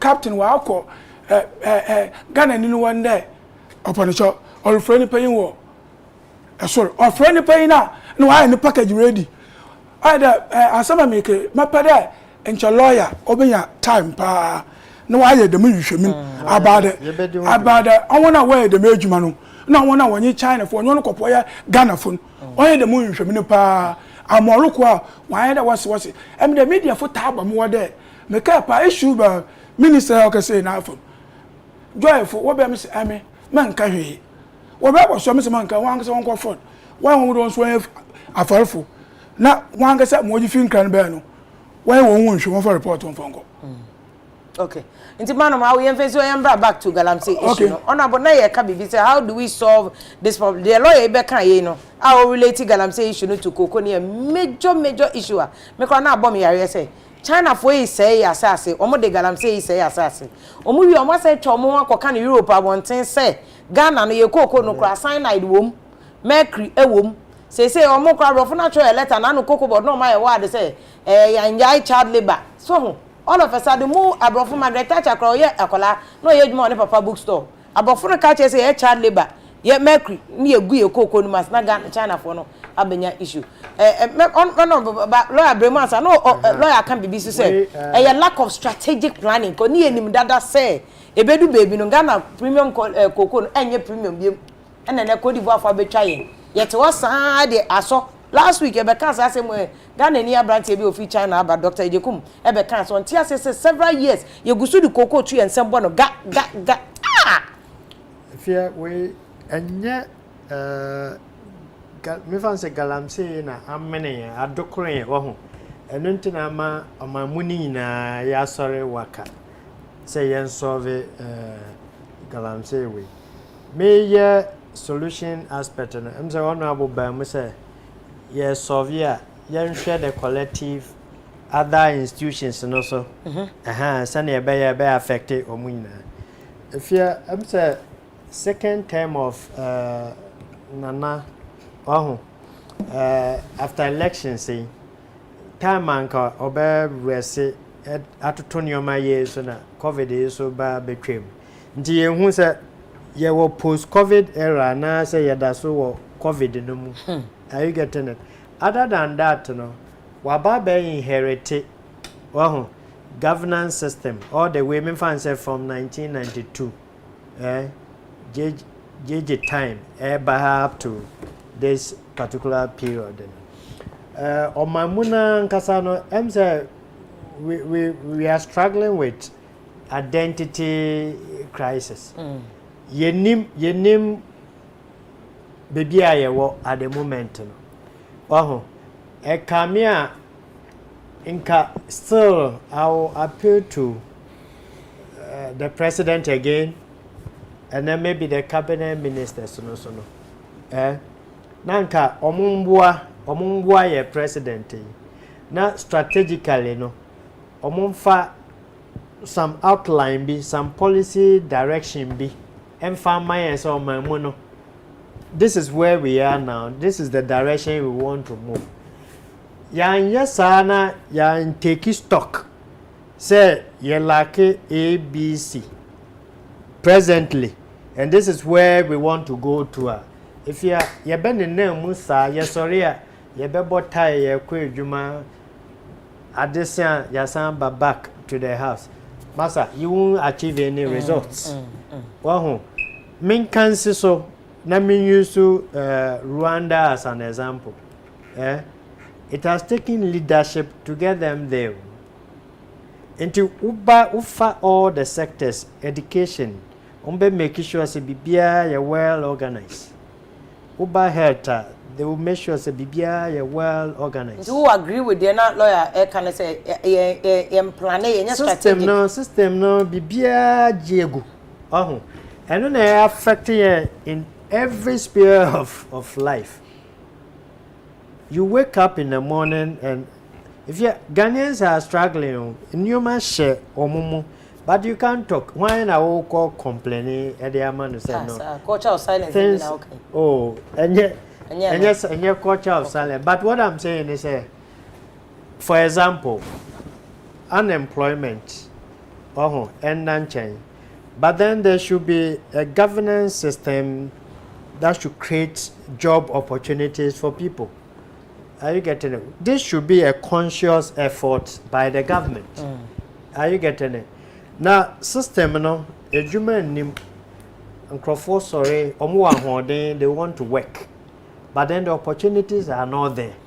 Whether private sector, government sector, anyway, even government crown.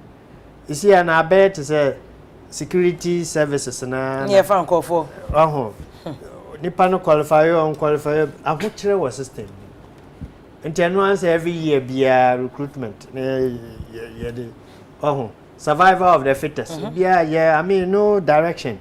Bibia be potogum, shegum near, but ye cost so won't get a better direction. And that's what I'm saying is an inherited system from previous week. And so about betum. President fault, but what about betum and a system of Bibia Jiga.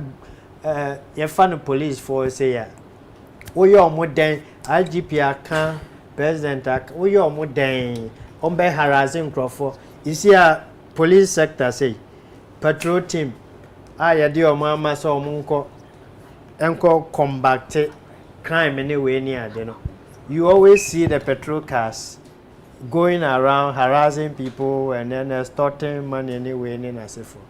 Sisia, I say, ebi mo aba omo ye fraud internet fraud ni we ni ade aba be ye cocoa grounds for some of the policemen they visit them in their homes no makochi o ayo the same me na na wo kan about galamsey yi say be no so sa police from ye nipa soldier from ye nipa on be kono makwa that's why I make say not until we take action says adwuma we ya de ahye wonsa no me ma 1 year me nya result I will sack you this is na honorable na all kan elsewhere obi hu say ne ho atochem adwuma no ntumi nya fort nya ba public no was ma resign. Sometimes I brought for na yet say omunya correct na say dey we bibia over resign. Are you getting it? We need to be defended. Brian Croman and ya no cry west. So your team, are you getting it? Aha na aba baby bibi to say challenge am president no because you say or a party nipa or can government no. President tend to me say can no way near it. If you yemfa we so nkopo ye betena mu saa abeye system cyclical so not until we begin to hold the bull by the horn and then try to adjust to modern trends and then decide to say we want to actually govern it and then make things happen ayasa ye gumsa potogun hwegum saa and it's affecting every aspect of the economy. Mo as parliament, say mo ye committee ni chichu, mines and energy committee. Because say mo oversight responsibility and mo wo ministry mo ye ni year. Nka say the president ya fe no san kofa soldiers a squad. And amu ni capacity no say nka mo de galamsey de nka mo first nka me hu say roads and transport committee no mo na village we kwhwe say ma contract afi say be roadway ye be ye ko hon ma ya kwa kwhwe say ko so ana say enko so ana but mines and energy committee dum so a mo wom galamsey mo wom monitoring na mo ntumi nye say nka mo ye monitoring say be ya te galam stop na se nko for ye galamsey ye chi excavators ni etwaja to excavators wa bro kan betimi di excavators na kwa kosi ekura biase am mado me aduane am nkrofo nya biedi are you doing your oversight work well as parliament? Yes, me do ase bebre on say parliament you know, so it is just like the menu kan you know continuation 92 parliament 96 same system another parliament is so every one na yaba you say January 7th you take it over. You buy a State of Nation address, you debate na budget and so. One say yeah baby rising na sad na 1 o'clock ni we budget and the be fees I rest. Yeah be crazy yeah quite obviously I line up almost all the agencies when say die platforms so they are all appearing before the committee. Ain't no drew her ena Minerals Commission bar you want ye baby sa omo.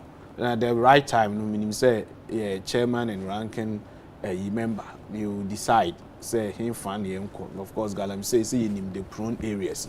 You of course, Mamu de be crabba. Me actually some passes see because what parliament say and a committee in say committee nankasano they said they all can oversight responsibility and yawo. Engineer say omo yi soldier for so omo nko no na ye kwa akohwe say na se omu a yenso ebetumi a review ahwe say ni omo ye no omo ye ni yi ana se bibi ye na enye yi a na enso ya fra omo na dey say ye trauma ga ye de call ayi ye friend say ye de call plenary na say ye de call parliament house ankasa na ye call kan ho asem na ye call kan na say pass ye ma sector minister omra no me answer questions bi ana omo ya invite number ono so ababeka enti parliament dey so far no I think say parliament is doing a lot of things but like you said you know there are so many things I started ache atena yemu ache enti no da bia ya na ye di blame ni nyina ma politicians but I na me wan say because look God say asem ya ye kan sa ayi enurachi ahimfu yo mo frɛ mi o mo say me ho no Minerals Commission for mo ho say akwa no licenses nti yo mo nya no ma ne nya nadwuma ahimfu no na eka ahimfu no o mo mpene so say o be ye yi no mo say me why Minerals Commission for mo so akwa yo licenses me am ye me even date no cry conflict just say adie bia na almost nim says licenses no kra na the aman is that prospecting licenses. It's what we saw more yes. Some of they politicians, they are not politicians. In some no be near not the akoshe politicians. They say I'm more harm a member of parliament. Who say uja say I'm sure me the Americano and no the no asem. Meanwhile no so issues bar. I say to me find a pragmatic approach to solve the issue. It's not about accuse. Oh, say and no more you find solve a problem. But to a minute me kind say one fair to you know about when you or buy so have a kind of version because unti one side na judgment. So so issues abba say galam say practical ways bang and first one a best solve no me several platforms maka we cannot complete it ni owo kan ye me admit say so therefore no makono it's not the end to the solution to the problem no o makoba e no ye part of it we cannot also rule that thing out e won crophobia genuinely no o mo no so no ehu o mumu anase o mo nye so harden offenders soldier for na kono mbeko biem obi wa yakobubu na yi no wagya no ati moko ade ye wa brante bia ono so say no kasa say ono o woni licenses wo ye ne bodwa kakra so ma behunu brante ono ehu aka no eno sa no say o woni licenses na say eyeyi a we can take it up so say because our licenses genuinely wo ye no licenses no so e dey condition be na attach it to licenses no is also fulfilling the conditions because utu we have to reclaim the land then we need to ho it will need problem but as science untumi nya sa amra no eno so de ho problems e be ba we betun akotom environmental degradation ni nyina no so ensan e pollute e nti e se omo no so wo licenses no kra no ye wi a conditions attached to licenses should be able to fulfill them na in some no de o kan ye Chinese for Ghana is free continental trade ho no normal my but those are the areas where na me are much interested. You see, like when you can say, oh, share Omania, many there can say, yeah, share your policies. Yeah, look, when it comes to even yeah, factory says, yeah, you say, yeah, one district, one factory, and so on and so forth. Say, yeah, Tennessee, now you who say, and ne, sir, product way. Tomatoes, yeah, assessment. How much and I import back the cost involved. So this is a business. No, but that's a challenge. This is a business. It's okay. Yeah, my communities are business. Yeah, more assurance. Say, look, if you want to invest in tomatoes, say both the farming and the processing, because cut tomatoes importation. So we can say senior church or I say member of World Trade Organization but look, say even untumi money at the means tariff. You can increase your tariff. Say tomatoes there because Ghana no say yes young crop produce tomatoes. They depend on your DM so that it affect your dollars ne ho no no what they buy and you do port wa tomatoes no ba bia just one tomato between ajubia $10 for one tenner. A best scam crop from bringing it. Oko India say ya omo no before so be hu lam cruise ye ne akwala bi omo bra bia na odalan cruise mo Ghana ha omo bra o na odalan cruise o Ghana ko India omo tonyom no omo ye film no omo ye sikafo pa no they are the only people who can drive those cars so big partners bi adan omo ye eyi ko omo ye printers na omo eye adwuma ma ye omo si wo kra akoye no Honda kitwa bi na oyisu na mi say omo say na why o adwuma kakra we na o say adan cruise no ba eyi na betua no tax betua about 400 times 400 times it here no escape omo because it say when you free money pa it is over if one no omo to edi biba and there are so many ways then no chiro say business is na because then you who said there is going to be a year your friend is saying market tomatoes but no but any study we be no ya safma for kai under president Kufo or try some ko be more the ban ebeto poultry chicken ne turkey tail ene mo so 2 weeks pepe and a pressure the same escafo ye omo ko fast an e ma no ba no omo osafo for pressure no call back to parliament go reverse law no omo amaye no there's a political ban mpono we all policies are one kasa wo ye ade no dan. I said they don't have no China for any tariff imposition because new alternative why do you ban? You should always have the alternative. No, you should have it first. Yeah, my who said the next 5 years. Yeah, the about parliament. Yeah, yes said the next 5 years there. If you say you per se you to me tomatoes or process anemo tomatoes now you select so what select area na hwe near de eba because your dollar some ya da bia na ehun how ba ni nyina ye importation de bre no na se wo hwe ayi a your friends say European Union say ya on their policy on agriculture say every member state should be able to produce enough food to feed themselves and even have reserve because the year can you table here more if a years we between 10 years month of it won't say the impact on the economy no so we import to import what about insuo aduane so because there be the moment a country rely on importation of importation of fish importation of tomatoes importation of pepper who said the economy no there be ebe kwa akwaje bosia said ye gini there bia no na emom no so yentumi sorry one day yes aban no bibia eno so no pressure will come it yen select areas no na say select areas no na yehu say ha market ba look time na yen fast foreign poultry man no look at how that host farm no na that time na ejina so na omo farm crofo adwuma Asare farms, way farms, ne wa ba kun bi wo wini ba no mo any honorable a simple question. Mo buy net ya kodwa so. Ade na monye.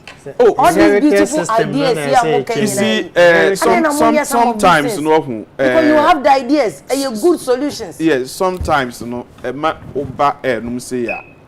Wo kasa, o say nu ansem ye sofo. You need to restrain yourself because obi abeka mu na mo no me no na mo obi a wonya we o say ba me na o ma na me yeah say at least wonya nko je na nam say side say wonya so ana wonya we asofo wonya ya asofo these are some of the issues now it will have but then these are the practical ways a bit me and so instead of our government there policy so name ade ba akon so na wo kan sem bi ade ba akon so man no ye nsate ya admonim ya no so mu tie radio so dia me anytime bi a ye benya forum e be share executives no because na say nyina forum aye kasa na that is when I will articulate most of my ideas because as a country no by this time I can ye work office bi a ye kwakosi e bi kura inwuram medel ba bi na ya picking crofo. It is not about being political background. You are picking from entrepreneurs, from academicians, from this. Almost government employees. Almost human say, almost so they are going to do the strategic thinking. Don't say lawyer or can be say you need strategic plans. No. So strategic plan. It is not going to be cabinet. You see, cabinet no more corner. Obi Obi me no nya strategic. For instance, Cocoa, a policy direction free top. Top baben. Because about one or two Cocoa if you care for. Say cycle there China. They make sure say one thing or mobile. But then you see, when you talk of say ye won crophobia or mudi and say, one more juma say, one more table.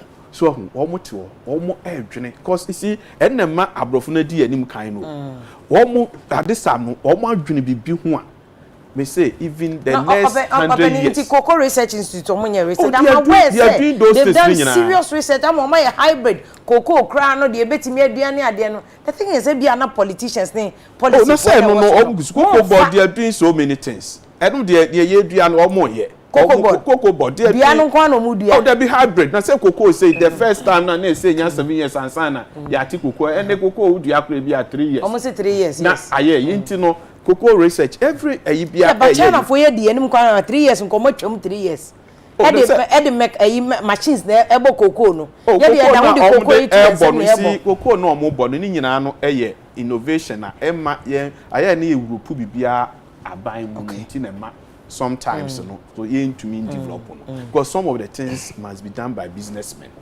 So because say cocoa no obi adua cocoa obekwa akofa nkrofo bebrebi no makwa akobọ look at the cost kra ohwemu on bejew now say na me ye businessman na me was say hu say nkrofo bebre ye cocoa no ane bọ no kra mpo tumi delay omo ene adenti na me machine say say me kwa akotobi ana tech me kwa me mo bia invent sa machine ana so o ma build bi o ma zi ama because ade we can build it na momu cocoa fom because ye ntumi nye bi mo bia nti woti cocoa no na mode aba pragia mu na ma ba be bom ho wi a wode wa ade akọ but now next year kan e ba obi adunum ni say cocoa board form ye den o mo koto machine chema kuafo bi there be honorable machine kwa Ghana ni abrantia last week obetna Dr. Ejekuma ma ye bi aye no abo Ghana cocoa na extract ye na oye no obi enfi no oye so obi enfi no no ye no wono nso onmra na mu TV so ye betna so last week one exhibit on show no nso emfanye business so no an de wa ye awia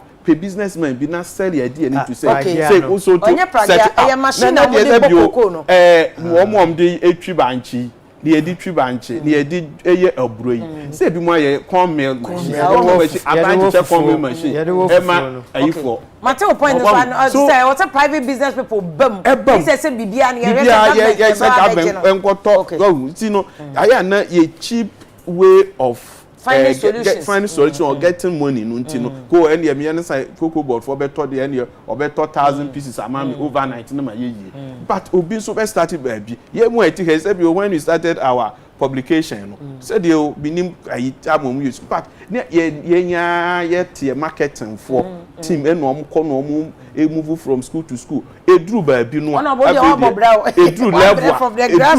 edru baby no afin the Ministry of Education almost so tender na company so akobi one time podium me win ayipkase enkrofo ntiase me ye Ghana ni na me win no de na akodane asa no so China ni India ni win e de aka ye nka mo asa it's a serious issue so problems na ye kan nyina ye mfa so mo no nyina ntu mfa nyina amo ona bo say we publication e de na approaches so enti no we hear from kind of say a grassroots to say politics grassroots from the scratch yeah then ye kan nyina no as a nation how as you know ye bibia we forget about say what is called marketing you see say every nation India for success so anya any Chinese for success so anya I'm telling you say the element of marketing e kan ho bebre because we be how to showcase it and no mo ba no ma be exhibition na attract ye na packaging no mo ye kwa Ken University omo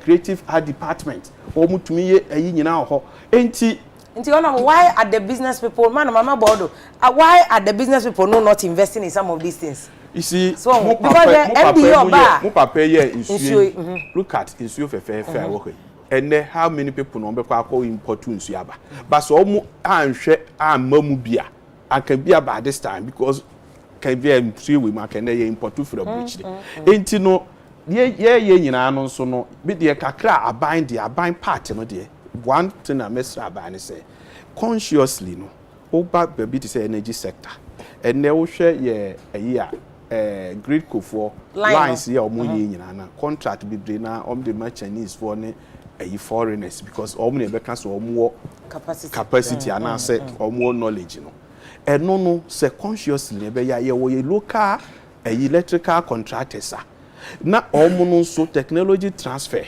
omo ye nyina ma mo subcontract na ma from model no ma che say mo empower omo say kinti minister bia no before kan obetum free ayi ne de we legacy ni bi ne say buy me empower ABC business Y business T business say omo kra no na di we into electricals mo de ya no mo ya ne say there be omo de omo kusisi pole no keke no omo de bob akwa kusisi so pa ne ma mo ya mo kra nso de omo krofo bi akwa mo je trainer sisi ha de say grid ko fo omo line ye say ye from volta to etema itunya Ghana ni electrical contractor no anso tum ye den so no me conscious effort to akena na me ka say yesi nyankrofo bi a mo de wo mu gu ba bi ti say peduase lodge ye isi ya na president be so okodwudwu no anu akotena hoyi anka sa ho no mo ye Ghana phobia ya select wo mu de thinkers na omo dwuna ma oman no ewo mu ana omo tu kwanya ko ama na omo hwe ne ekọ say we as the kwaja ya na chese omo so aka say mum yen kan ye ho they will be able to bring because new ideas honorable I agree with you but to take a like a political decision to form that group. Oh yes yes I know your political decision. One thing so my system all the way from how we appoint people in this country and that is the major cause of our problem here. Merely by being a political affiliate, yes. A coin be a befa so a be appoint we have to do that. Share all the way from vetting committee. They will not even ask you what your vision is and what you are bringing. What have you done before? Exactly. What can you do? So for us as a country, we not see vetting and they ask you your CV. You schooled here. You did this. You did that. No. You are coming to the ministry. That's all potential. And then are you getting it? Whether you are a visionary person, you are bringing something. Council, the honorable can say, me senasim because me say you deal with a lot of politics. And never be one cry okay.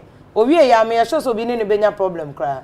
No, but these are the reality. And then I'll cook out say we are saying no more baby are you getting it? And no nama yenu mu bia omotu kwan kakrai omo no mudi atem bebre but I know some the problem is attending will also not solve the problem. No attend the you be den na so we abroach wo Ghana yetumi akabom na save o man. But if you come back to your penny for something must change. Somebody must take the initiative. And yes, this is the first time my banana me pesa mebo Nkrumah. But me, I'm somebody who believes in Nkrumah. Are you getting it? Until me use Rwanda example. Ama omwa they against Nkrumah no will not come at me. But Osha, the guy was focused agri sector. This is what I must do for Ghana to develop. Energy sector. This is what he was the president. He was a minister. Are you getting it? President Nankasa Ajioma Muni na si Nesra so no ye uko na vrongwa waye bibi wo ho uko wenchi waye bibi wo ho uko ha onim Ghana kona bia nti you are saying say president no one is so exactly it doesn't matter the opposition one maga fully your buy and say yan are you getting it or say who waste government resources. I'll cut down this. Fuel. So what 10,000 fuel a month. Me mount 10,000 fuel bill.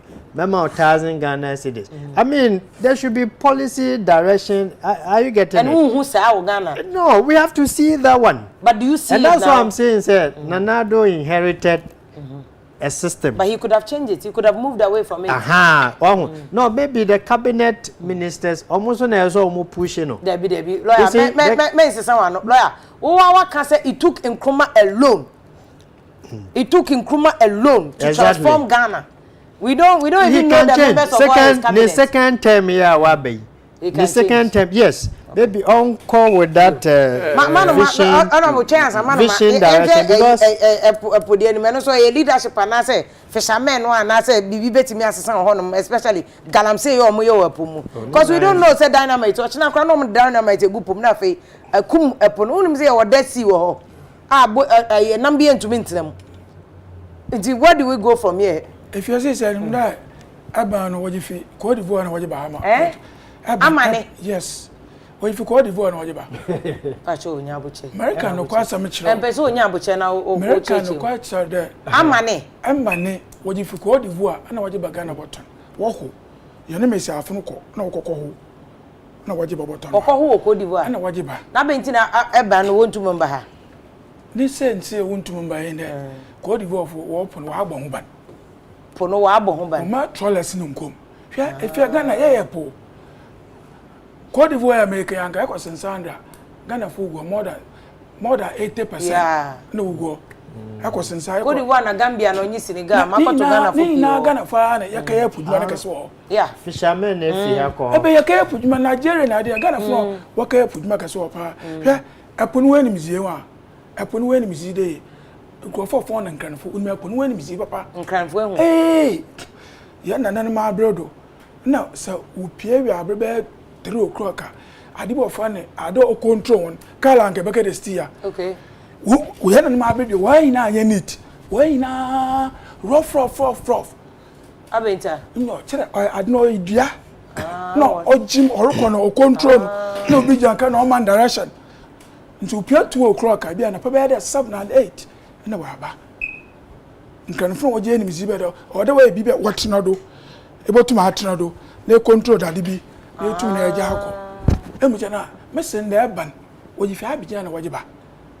eban because of them petrollers na galam say wa ya ebi a me ne ka say o de boat nim bia wo ye de management wo friend there woroko upia na o say anoma dade no achemfo dade no so abesem 45 anko anoba wo pa na ma wi anka wontum wa na we jem na we jem ewa na bisa wo de enemi say yi video ya nka wona enemi na wo tugun why selection wa bro won so ye nimpa nti onche bia na net foforo aba nti nkofo na epono watim ayeku we gbo set here menye ne bia abutun ada nti bocho epono enam na wo to egu eponim no ono problem obotun wa say epona abe nse wa abon yekwe enema bi wa abon wa say yewie nti wo atu nkan wa manam no so asa na efi bebi owon okọ onso onpan saintin enam na wo tugun ewu na ansa enam na bugo ya obire kadam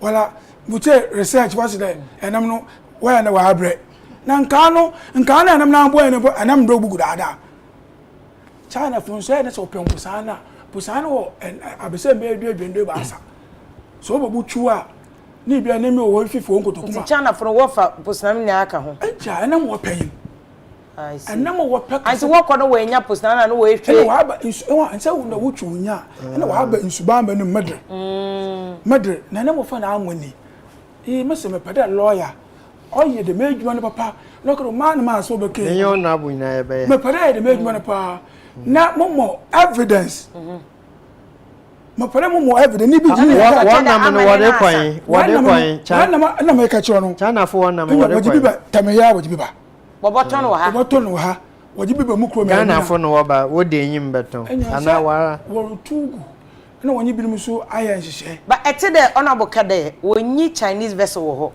o chire mo say Ghana fo na late yo ti dem wo ye ogalam say wo Ashanti region onye Eastern region ade o say Ghana fo yala no wo keto vessel no what are why a high purchase nti wonyi nkofo na ya agreement they have ownership e koto asase po na nye bank fo na ya dem no wo ye udin ka ho na company na wo ye boat no so wodin ka no wa ye ayi if you are mountain Ghana fun ado waje to the license both my Ghana fun China fun waje ba no nam na enyi license a entumi ye adwuma wo nti na Ghana fun waje license waje ate China fun echi na China na Ghana fun ya no wo ye cause problem ona na meka chew there enya nkasa apui ya lobwan China fun wutu galam say sabe ka fra dama honorable ke wo no obu ni kroma efu ya ohe usire no na ebi na waje na boko okay nti ye wa aja atum de wa won nkofo fishermen na wo de China fo ne ba anya won be nka achifu enya friend bi okada okay friend bi osida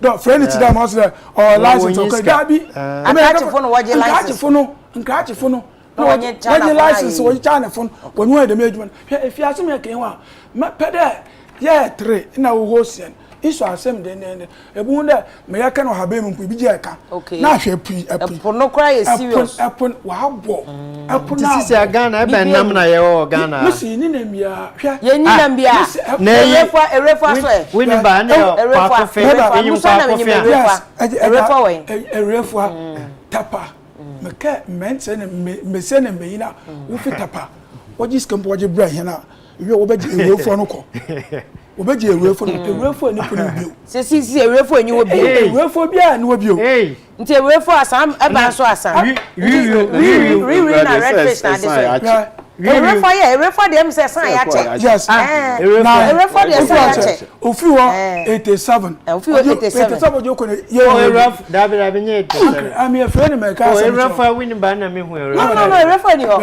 ewefo ni ka che the 90s na 90s ewre orika ewefo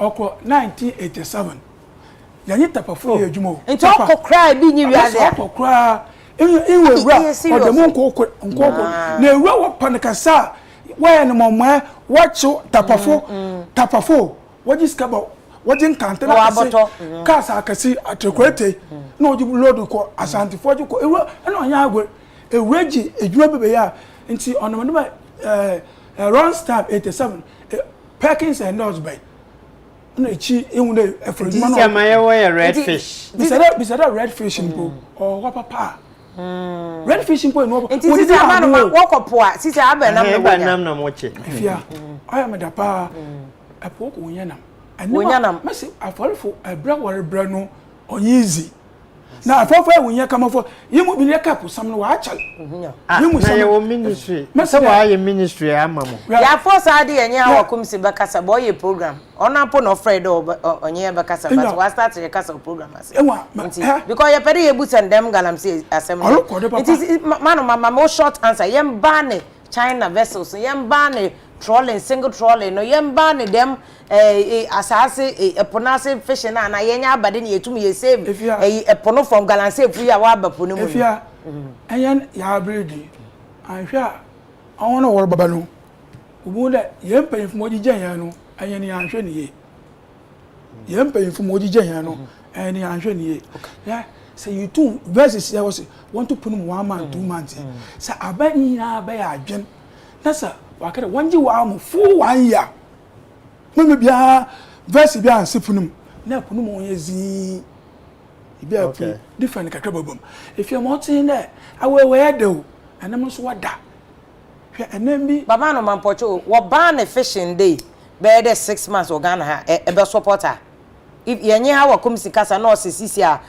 to save galamsey no epono ye ban fishing fishermen fo abado ye ban 6 months yen save epono na enam no so wonder kakra 6 months a e be supporter che aya band na ye band mama nche o apu no manu ma wo mama e be ban na e be supporter na mo support ne ye yibi afima on ha wa adwen ibi ti da abade na ebe epona epon ibi ti an wuchu yi daade chuyi onye ibia watu obo abese me de akunu idu but the ebe support dem won work no honest nnonye won wo boat na won couple 6 months ebe supporter ona makada mami anama wetu anama no pa yeah but ebe supporter mesle ame some support ya den 6 months or the China for ebe 2 bibia bi China for bibia won nyina 6 months yema enam no wa na ese enam no enyim o de woda into 6 months enam na won kada ebe supporter if you are 8 cinnamon manoma ebe support mo support mo asama commitment wa ha na yetumi a lobby ha wakumsin ebe support dem obeya manoma ekasa o TV do ya record wo so ato nti china ha wakumsin so asemi mo nurse wa ban ebe kan galamse asem wa ate wa som si so pedo ban e galamse wo ponim 6 months because of immunity abado China for Ghana for mo biara nko manoma ebe supporter na support mo support me yi bi afim da se ma aw mama answer me mam condition ya bi mo wa on e woni akada mo nko a menye won ya adu si manoma on obe ya asem on ya asem say to ba because kada yem ban e China for 6 months but Ghana for the one kwa say wo ban fishing lighter sabe ke fra no kwa ya me ne muso bi se wor ba muso bi yan kan no kwa me no chere afole na asem no okay no ana me ba America asem cho muso bi me nda ku se nda me kada ayade muso bi 2000 why the muso on light no the fish draws towards light 2003 na ya afo bi wo kro Spain no se de bi ye bobopon sai ko funu wolo bopon de bian so ye bobopon ana me penkane a and I'm a pancane. See, sample light now, you could me. Just for light. I thought for 50 day one. You begin a year troubles here. Light now, or bear with a channel in our info. Not young canny. You should like that problem in more. Yeah, a chink and getting now. We use light now, and I'm getting they all draw towards the light. So I'm about net and about chink and getting and then they don't use it. Yeah, banning and it's almost so can nti de kakra na bebe ni na na beje yes I was here keeping it and so much me awo na pondo bia na mabam American manyo ya adwen band ne nya edomina na do ba ne won yo be mama nchi obi nchi ona to ma na temase yeah nka say minister no how commission no ono no na ehie no wa akase na nsem no mbofom yeah ono de yenye ne bekasa batase ma yemba ne ni nyina yemba ne China fo no ne yenja Ghana fo no ye ba ne China fo na ne yenja Ghana fo ne yenja Ghana fo oh na ma meba ono si do nya fe enga mama ka se China fo na la wonye Ghana fo na wo awo ne kan de madam sama me lande ya ndebo pocho lande won ba ne won na yenso enema ye ko for na light na de nso abani yimfim okay wa ensham the American political ibia but manoma wala se abana abane ba wala mpo ye bi nti abana obe ye de weyi when wona wato pono do na what the light ne what the if you say mama lande ya ye we epu bi wo ha epu no nya epu ya ko different na ba etano ya epu na wo mu different be Ghana here difference anymore enjo ya wo na wo kompateku which by 150 grams on be bi una na shape on waje afọ na ma akasa o de ban tuna na ade tuna akasa okay mebo say etie fumes ma wo beta say mufi elmina if you bridge house lokwa say mo hitin suna say nyim distance be ahe na mo kwansa na mo atum mo ache na o depend obia na poko nta maka tell them nkofo what 150 ibi okwa be say me 70 don't ship no be the fear ko seke ana 70 jere say yakada abesema ya dem besem be 70 70 years ya anwa okay anwa na yusu nti aboto nti ato does it share anwa na no na totoponim na wa catch fish na ba atutuma na elusu baby awo ya find epia we eliminate ewa ibi ebeye edmo mpo wo apapum okay ewa ebeye edmo apapum be ense na akọ emuche na nchama ka epo ye different bebre nti woda homa na wode ye guide on ye guide ye wo abesem dam ye wo abesem dam okay matter say adesa afre ni bia no hwe nti homa na wo use enya anwon mpo nsu na ye na amun ena ye ginam na sibia nsu na efutu anado nti bia ta ye pia oba de igwepuma ye be si sa do nya ba de commande anada sekunopu di mutu fiel mi yeah Cote d'Ivoire o tell sala enemi wa be so for intetri abesem ko ewa abesem ko na yisumu aboni su na abesem ko down no na kachi mo pochoma na ya dem tu na ya je sumu bibi o edu na o ja ato sa insupim da insu nantiwa na ato no be da nkrantwokopma ewa obuto obu fake kus cause o prako nsun na ojenoko cause o ya boy ha ntam se your taxi pi wo ye pune enum na ye wo onu ko hooking okay hooking nti ya band na wo mi hwe your taxi be ntam se da ibi some go nti manoma and support the wo be ban ni nyina nti one band ibi no wonje ibi ono so de obey unfair nyote mo be ntam se mama ni we hye nkofo nti waka awona afa na DC ewuna asemi ama lodge ba ma ona buruke we gina fofu asem pepe abani pa bia wo district owo minister na nko ntumi ya hwe nti minister pere we adwuma koda DC inso anu bia wo bia afra kanu owners on afra meeting the mention she na ya pere seji bo won so wa adwin chede nti o te enya owners na ngasa ina nyi ndilo nti achene se action bi na okoda na hunda onye ibia apofoni bi ufura ne tama sabi oni yama anon crop da na onye minister ni meeting no e bi take decision nti won honest onye won be ye meeting mo e share mama no akora ansai bomba ho na mo ya chede wa akora ansai ona no fi da we hye won ona do waja asem oji bofom what the bofom okay ona me dem ko fo asem no on bofom okay ona mato lord me pere da me galamse no record wo no eyankasa Ghana funa ugum na waje ko na once wo twemfe yo brande nkofo wo bopon o je ni ma no o ye ni munhwem ye papa okay no tum na ojiba man ma e da se ma menka wo messages ni bi answer na yakona